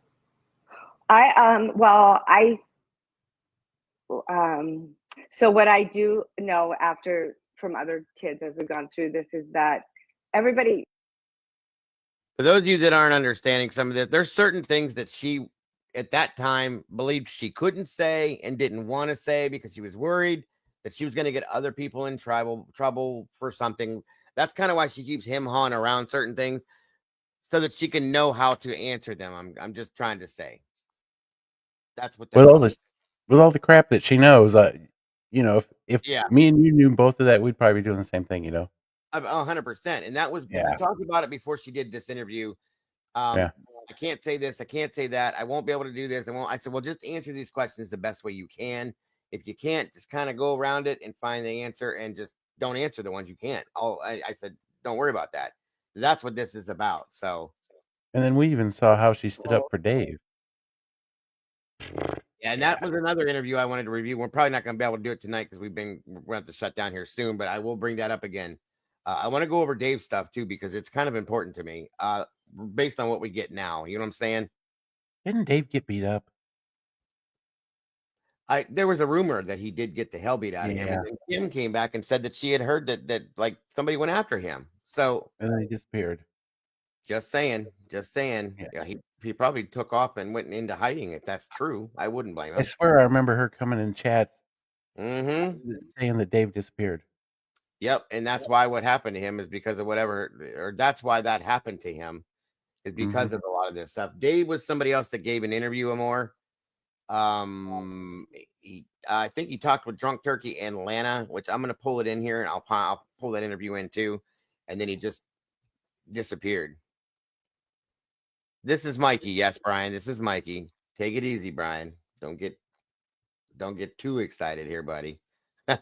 No, We've never clarified that since the change. Yes.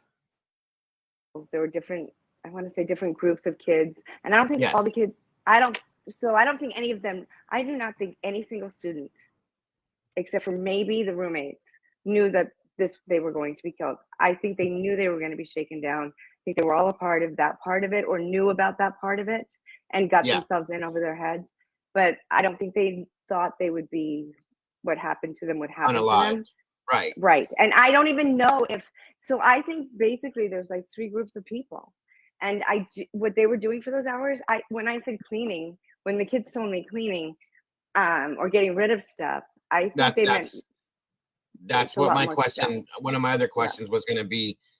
They got there way earlier. Okay, so we know how many hours it was. And, the police were called at 11:58, correct? Okay, roughly? Correct.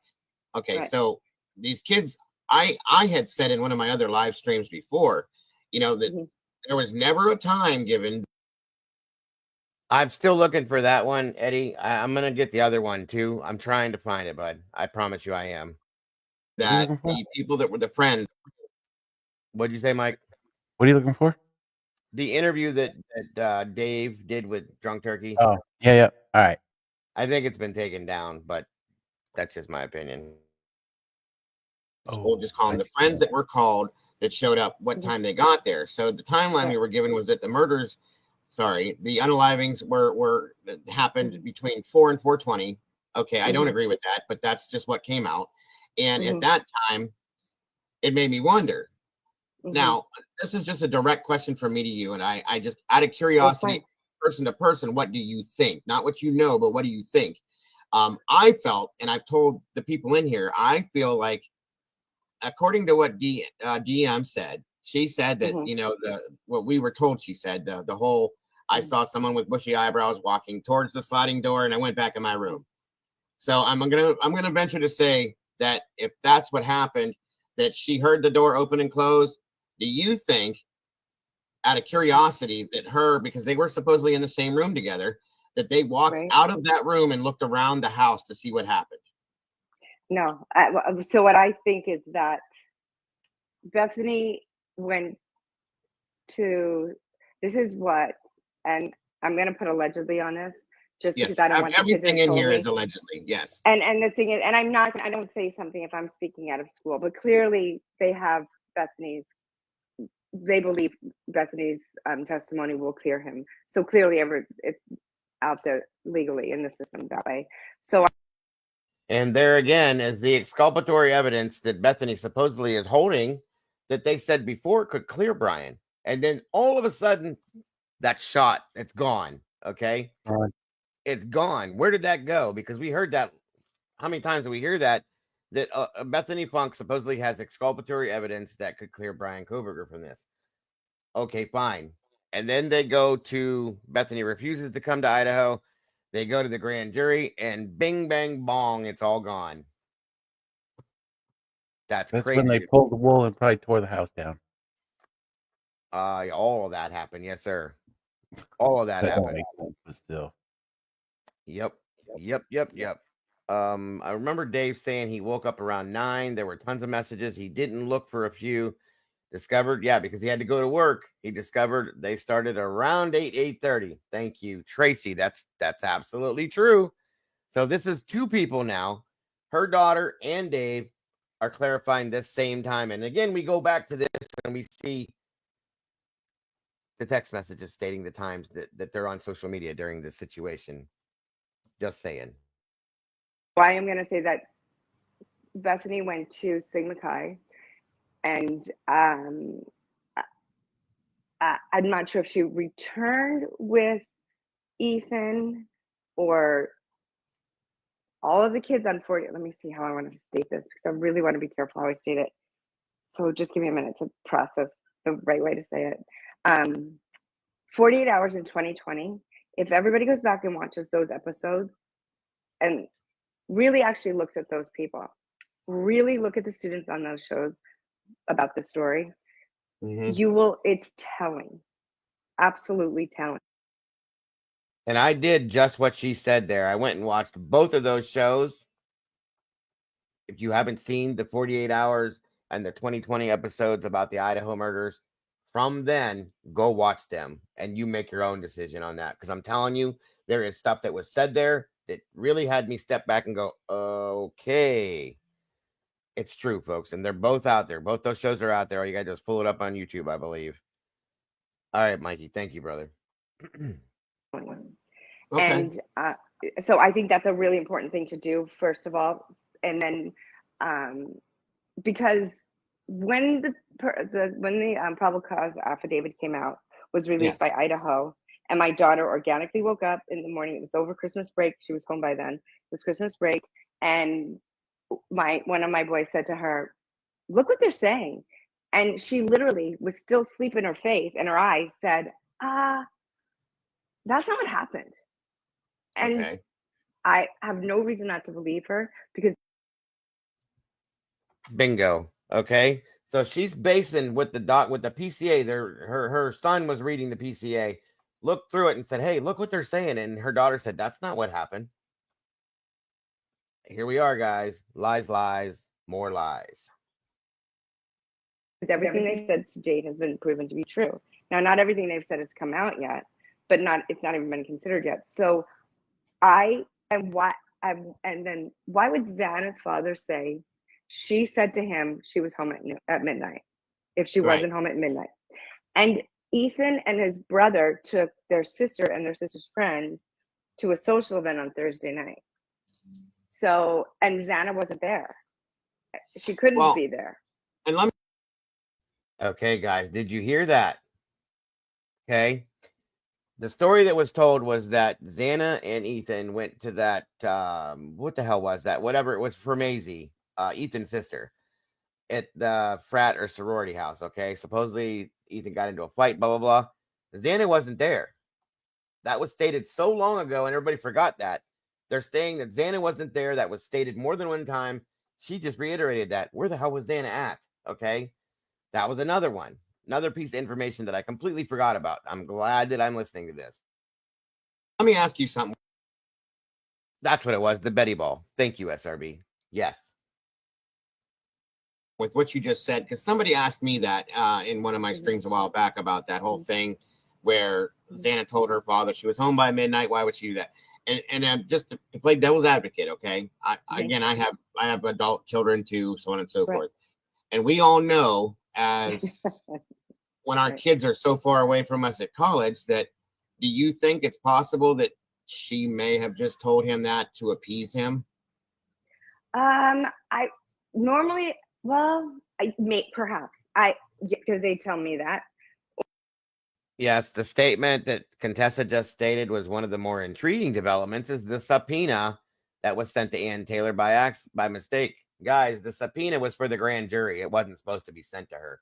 It's in the documents Annie showed me. Okay. You can go down through, see everything that was sent, and then boom, there's the subpoena for the grand jury.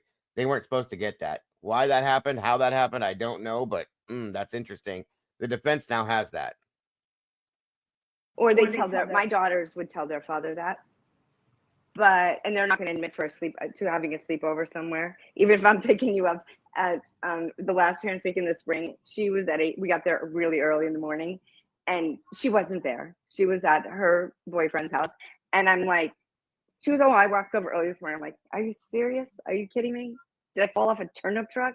No, whatever. You're an adult, right? So the point is, they don't have a reason to lie to us, but I know they still do. So perhaps she did. But he was also at a dance with somebody else. So I don't know what, perhaps she did. I didn't know her, so I don't know, The grand jury that was put into play, Tomboy, when the grand jury that they had, remember? When they were going to have Bethany's testimony in Nevada, so on and so forth, and then all of a sudden, boom, they set up the grand jury. That was sent in the documents, and like Annie stated, it was a mistake. It wasn't supposed to be. Now they have it, and then it was sealed very quickly. How about that? No, but I know with my kid, likely she would lie, so that likely could be a thing. Because she doesn't want us to know, right? Even though I don't really care. I mean, I care. Oh, and here's another question that to go with that one. You know, we've heard the story about Quinn and Ethan getting into a fight that night, and so on and so forth. Again, another reason why you could change the times up for this net. Like, what do you know as far as that fight happening? So I did not believe it was Quinn. I do believe he got into an argument, but I don't believe it was necessarily. My understanding was about his. It was more the Davids than it wasn't. Quinn's not on Greek Row, so he can't be at Sigma Chi. That's the thing. If you're a guy, you can't be on Greek Row if you're not in a fraternity. They won't let you. It's just so Quinn couldn't be there, even though Dylan was his they were boyfriend and girlfriend. So he couldn't be there. If he was in a different fraternity somewhere, which my understanding is he is not, but Brian Kohlberger could not be on Greek Row. You know, Brent Kopaka, and you can't even be on Greek Row. There's an age limit for it too. I think it's I'm going to say 23. I could be wrong, but you can't rush. I heard 25, but yeah, I know what 25. You're saying. Yeah, right. If you're and they say it's for safety. I think it's less safety and more, whatever. They're not my jam, but if it gets my kid through college, okay, go. But be a good person. So, which is, so I hesitate to say I would, but that doesn't mean I don't think that Quinn's involved. Okay, and you saying that, like, can you elaborate on that just a little bit more? So I would invite everybody. This is, I really can't. I don't want to accuse a kid. Right? I understand. Already. Well, before you listen, everybody that's in here, and again, I say this every time. Everything that, for anybody that may not understand, Quinn is Dylan, or was. I don't know if they're still together, but at that time was Dylan Mortensen's boyfriend, Quinn Kelly. Okay, just so everybody knows, is talked about in here, other than things that have been proven fact, is nothing but pure speculation and very alleged about everything we say. So, there is that as well. So, I know what you're saying. And I care less about getting in trouble than I do about hurting a kid's life. No, absolutely, 100%. I get you. And but I do think it's really important, and I think a lot of things have been swept under the rug. One of Keith Brown should be looked up. He should be looked into. And who was that again? His name is Keith Brown. He was married to I can't remember. Did you check, Mikey? Did you catch the last name? She said Keith. What was it? Was it Brown or Round? Just now? Yeah. No, sorry, I was listening to Dave. That's all right. Let me hold on. I hesitate to. I would, but that doesn't mean I don't leave them involved. Okay, and you saying that, like, can you elaborate on that just a little bit more? So I would invite everybody. This is, I really can't. I don't want to accuse a kid. Right? I understand. Well, before you listen, everybody that's in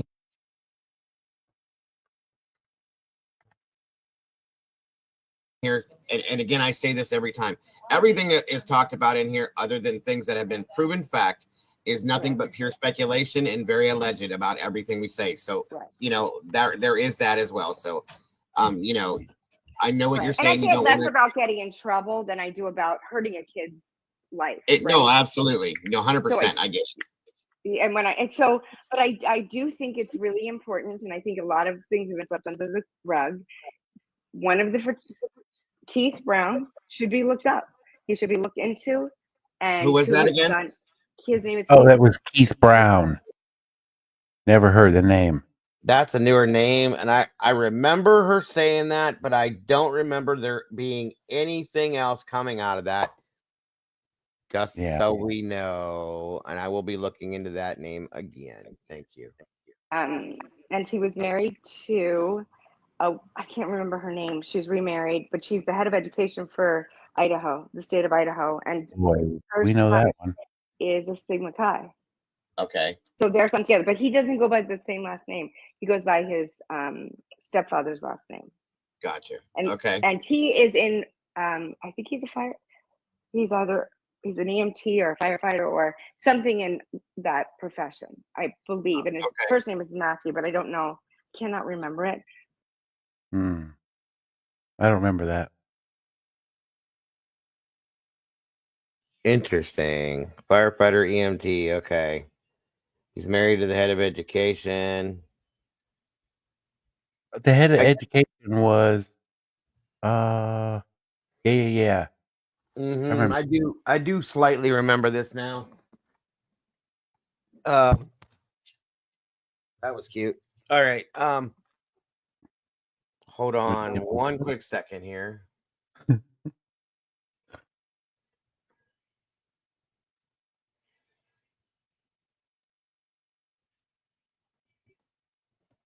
are you hiding over there? Hmm? What are you hiding over there? Oh, nothing. I was just being checked into things that are dropped in Discord. So the whatever, the head of education. Yeah. Why do I want to say that was a lady, and then there was like her husband was tied to the university or something else as well. It was shady as shit. Yeah. Oh, yeah. I remember that part of it. So, hold on. Yeah.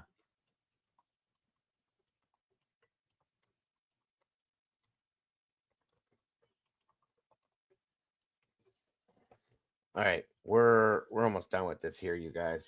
I'm gonna have to think of the name, Mike. I can't remember it right now. It's driving me nuts. Yeah, it'll come. But so their son's a Sigma Chi, and then I think that it's really important to check out Dylan's father and Dylan's boyfriend's father, and who Dylan's named after, or Quinn is named after, rather. Dylan. Okay, so Dylan's father and do you know Dylan's father's name? Oh, I don't know it. I don't know it because I think I've tried to. We have that information from back then. We have Dylan and her boyfriend's father's names, and we even did a deep dive. Brent is one of them. I know that for a fact. Thank you, SRB. That's true.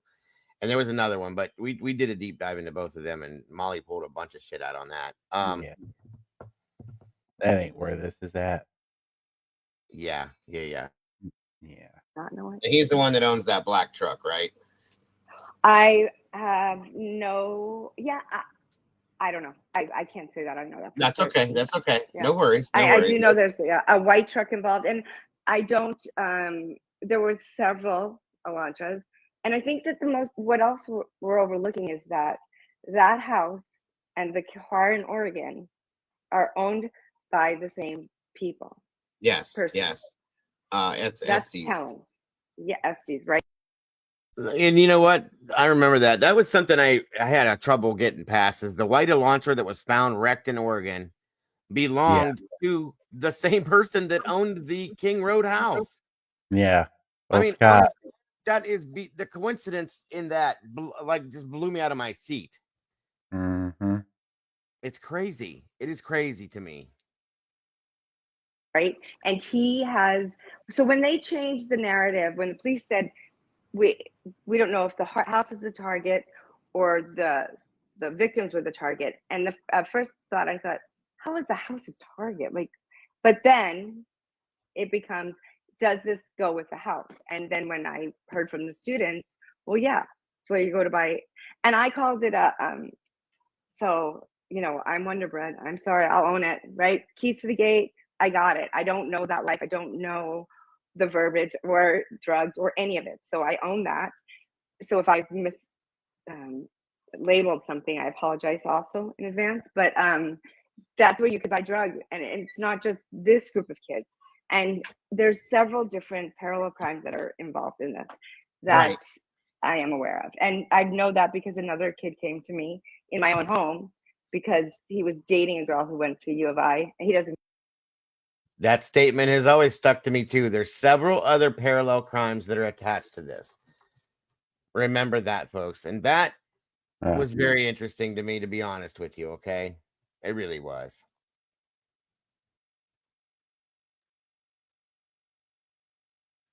I got you, Brian. I get it. Okay. And yeah, SRB's right. It took forever for them to get to that car. It was like a week. I agree. It just sat there. That's crazy to me. But anyway, also Brian said it was a 3-car accident at 5:34 a.m. Thank you, Brian. Oh yeah, they had streets shut down and shit. Yep.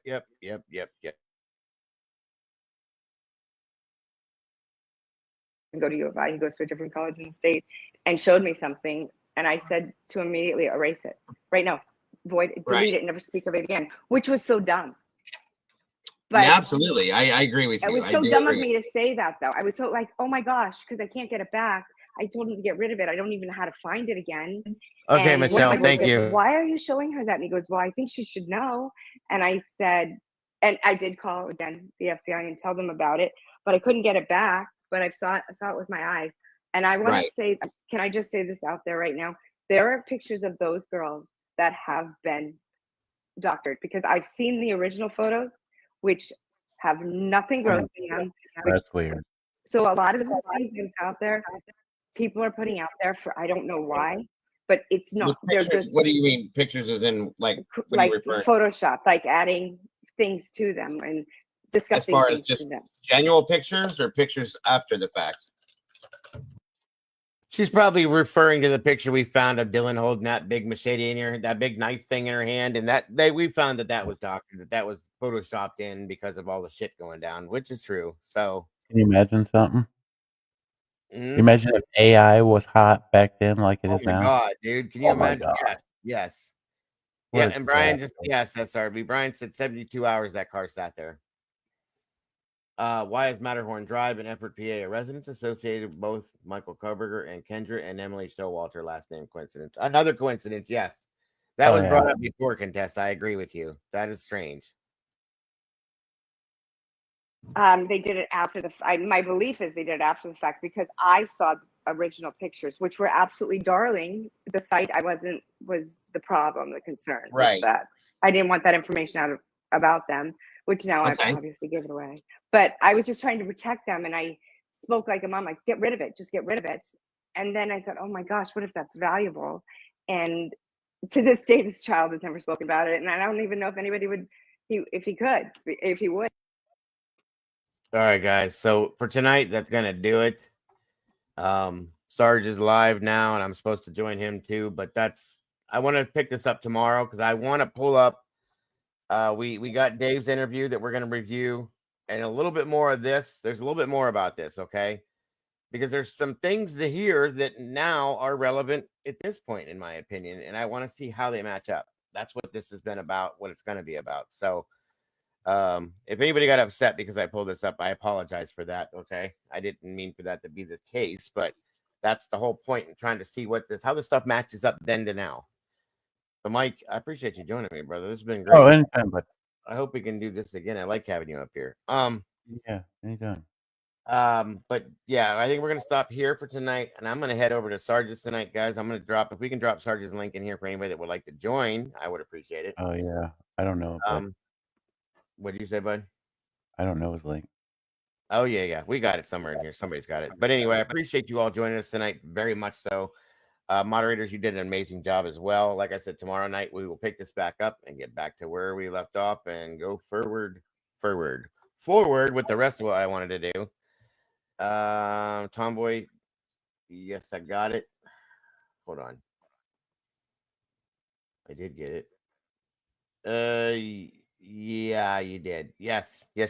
We'll go with that as well. Tomboy, to cover that too tomorrow. Sorry guys, it's just too much going on at one time. Anyway, I appreciate all of you guys so very much. Like I said, this is all coming down to the line with a lot of this stuff, and there's more stuff coming out, new documents all the time.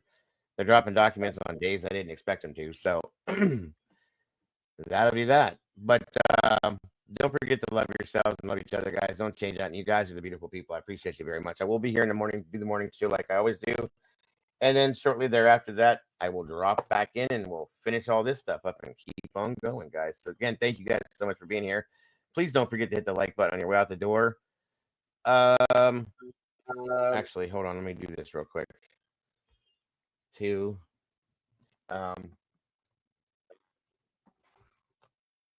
Here it is. Here it is.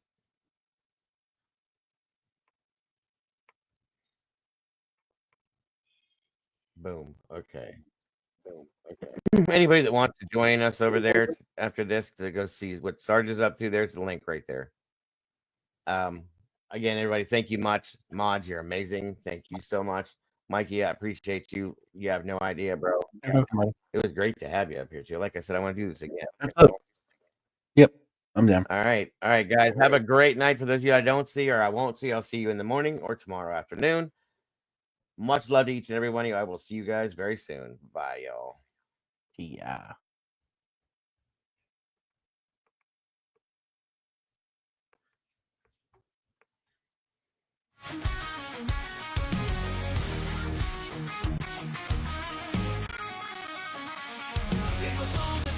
Typing at the speed of light, hunting down the shadows, bringing wrongs to right, digging deep in the data facts, sharp as a knife.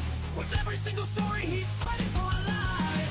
A voice for the voiceless, he won't stay quiet.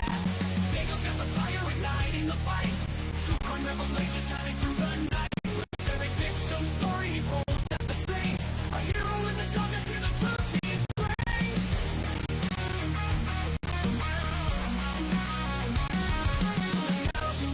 Streaming loud and clear, cracking cases, open hearts filled with fear. His channel's a beacon in a world gone wrong. He guides us through the chaos, a soldier so strong. The clicks and the likes, they follow his lead. With every new case, he plants a new seed. Sharing their stories, giving hope where it fades. Daniel's a warrior through the trials he waits. In a world of silence, he shouts out their names.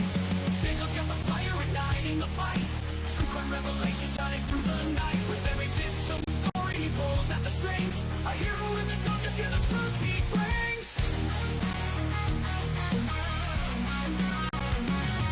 From the shadows he rises, streaming loud and clear. True crime revelation shining through the night. With every victim story, he pulls at the strings. A hero in the darkness, hear the truth he brings.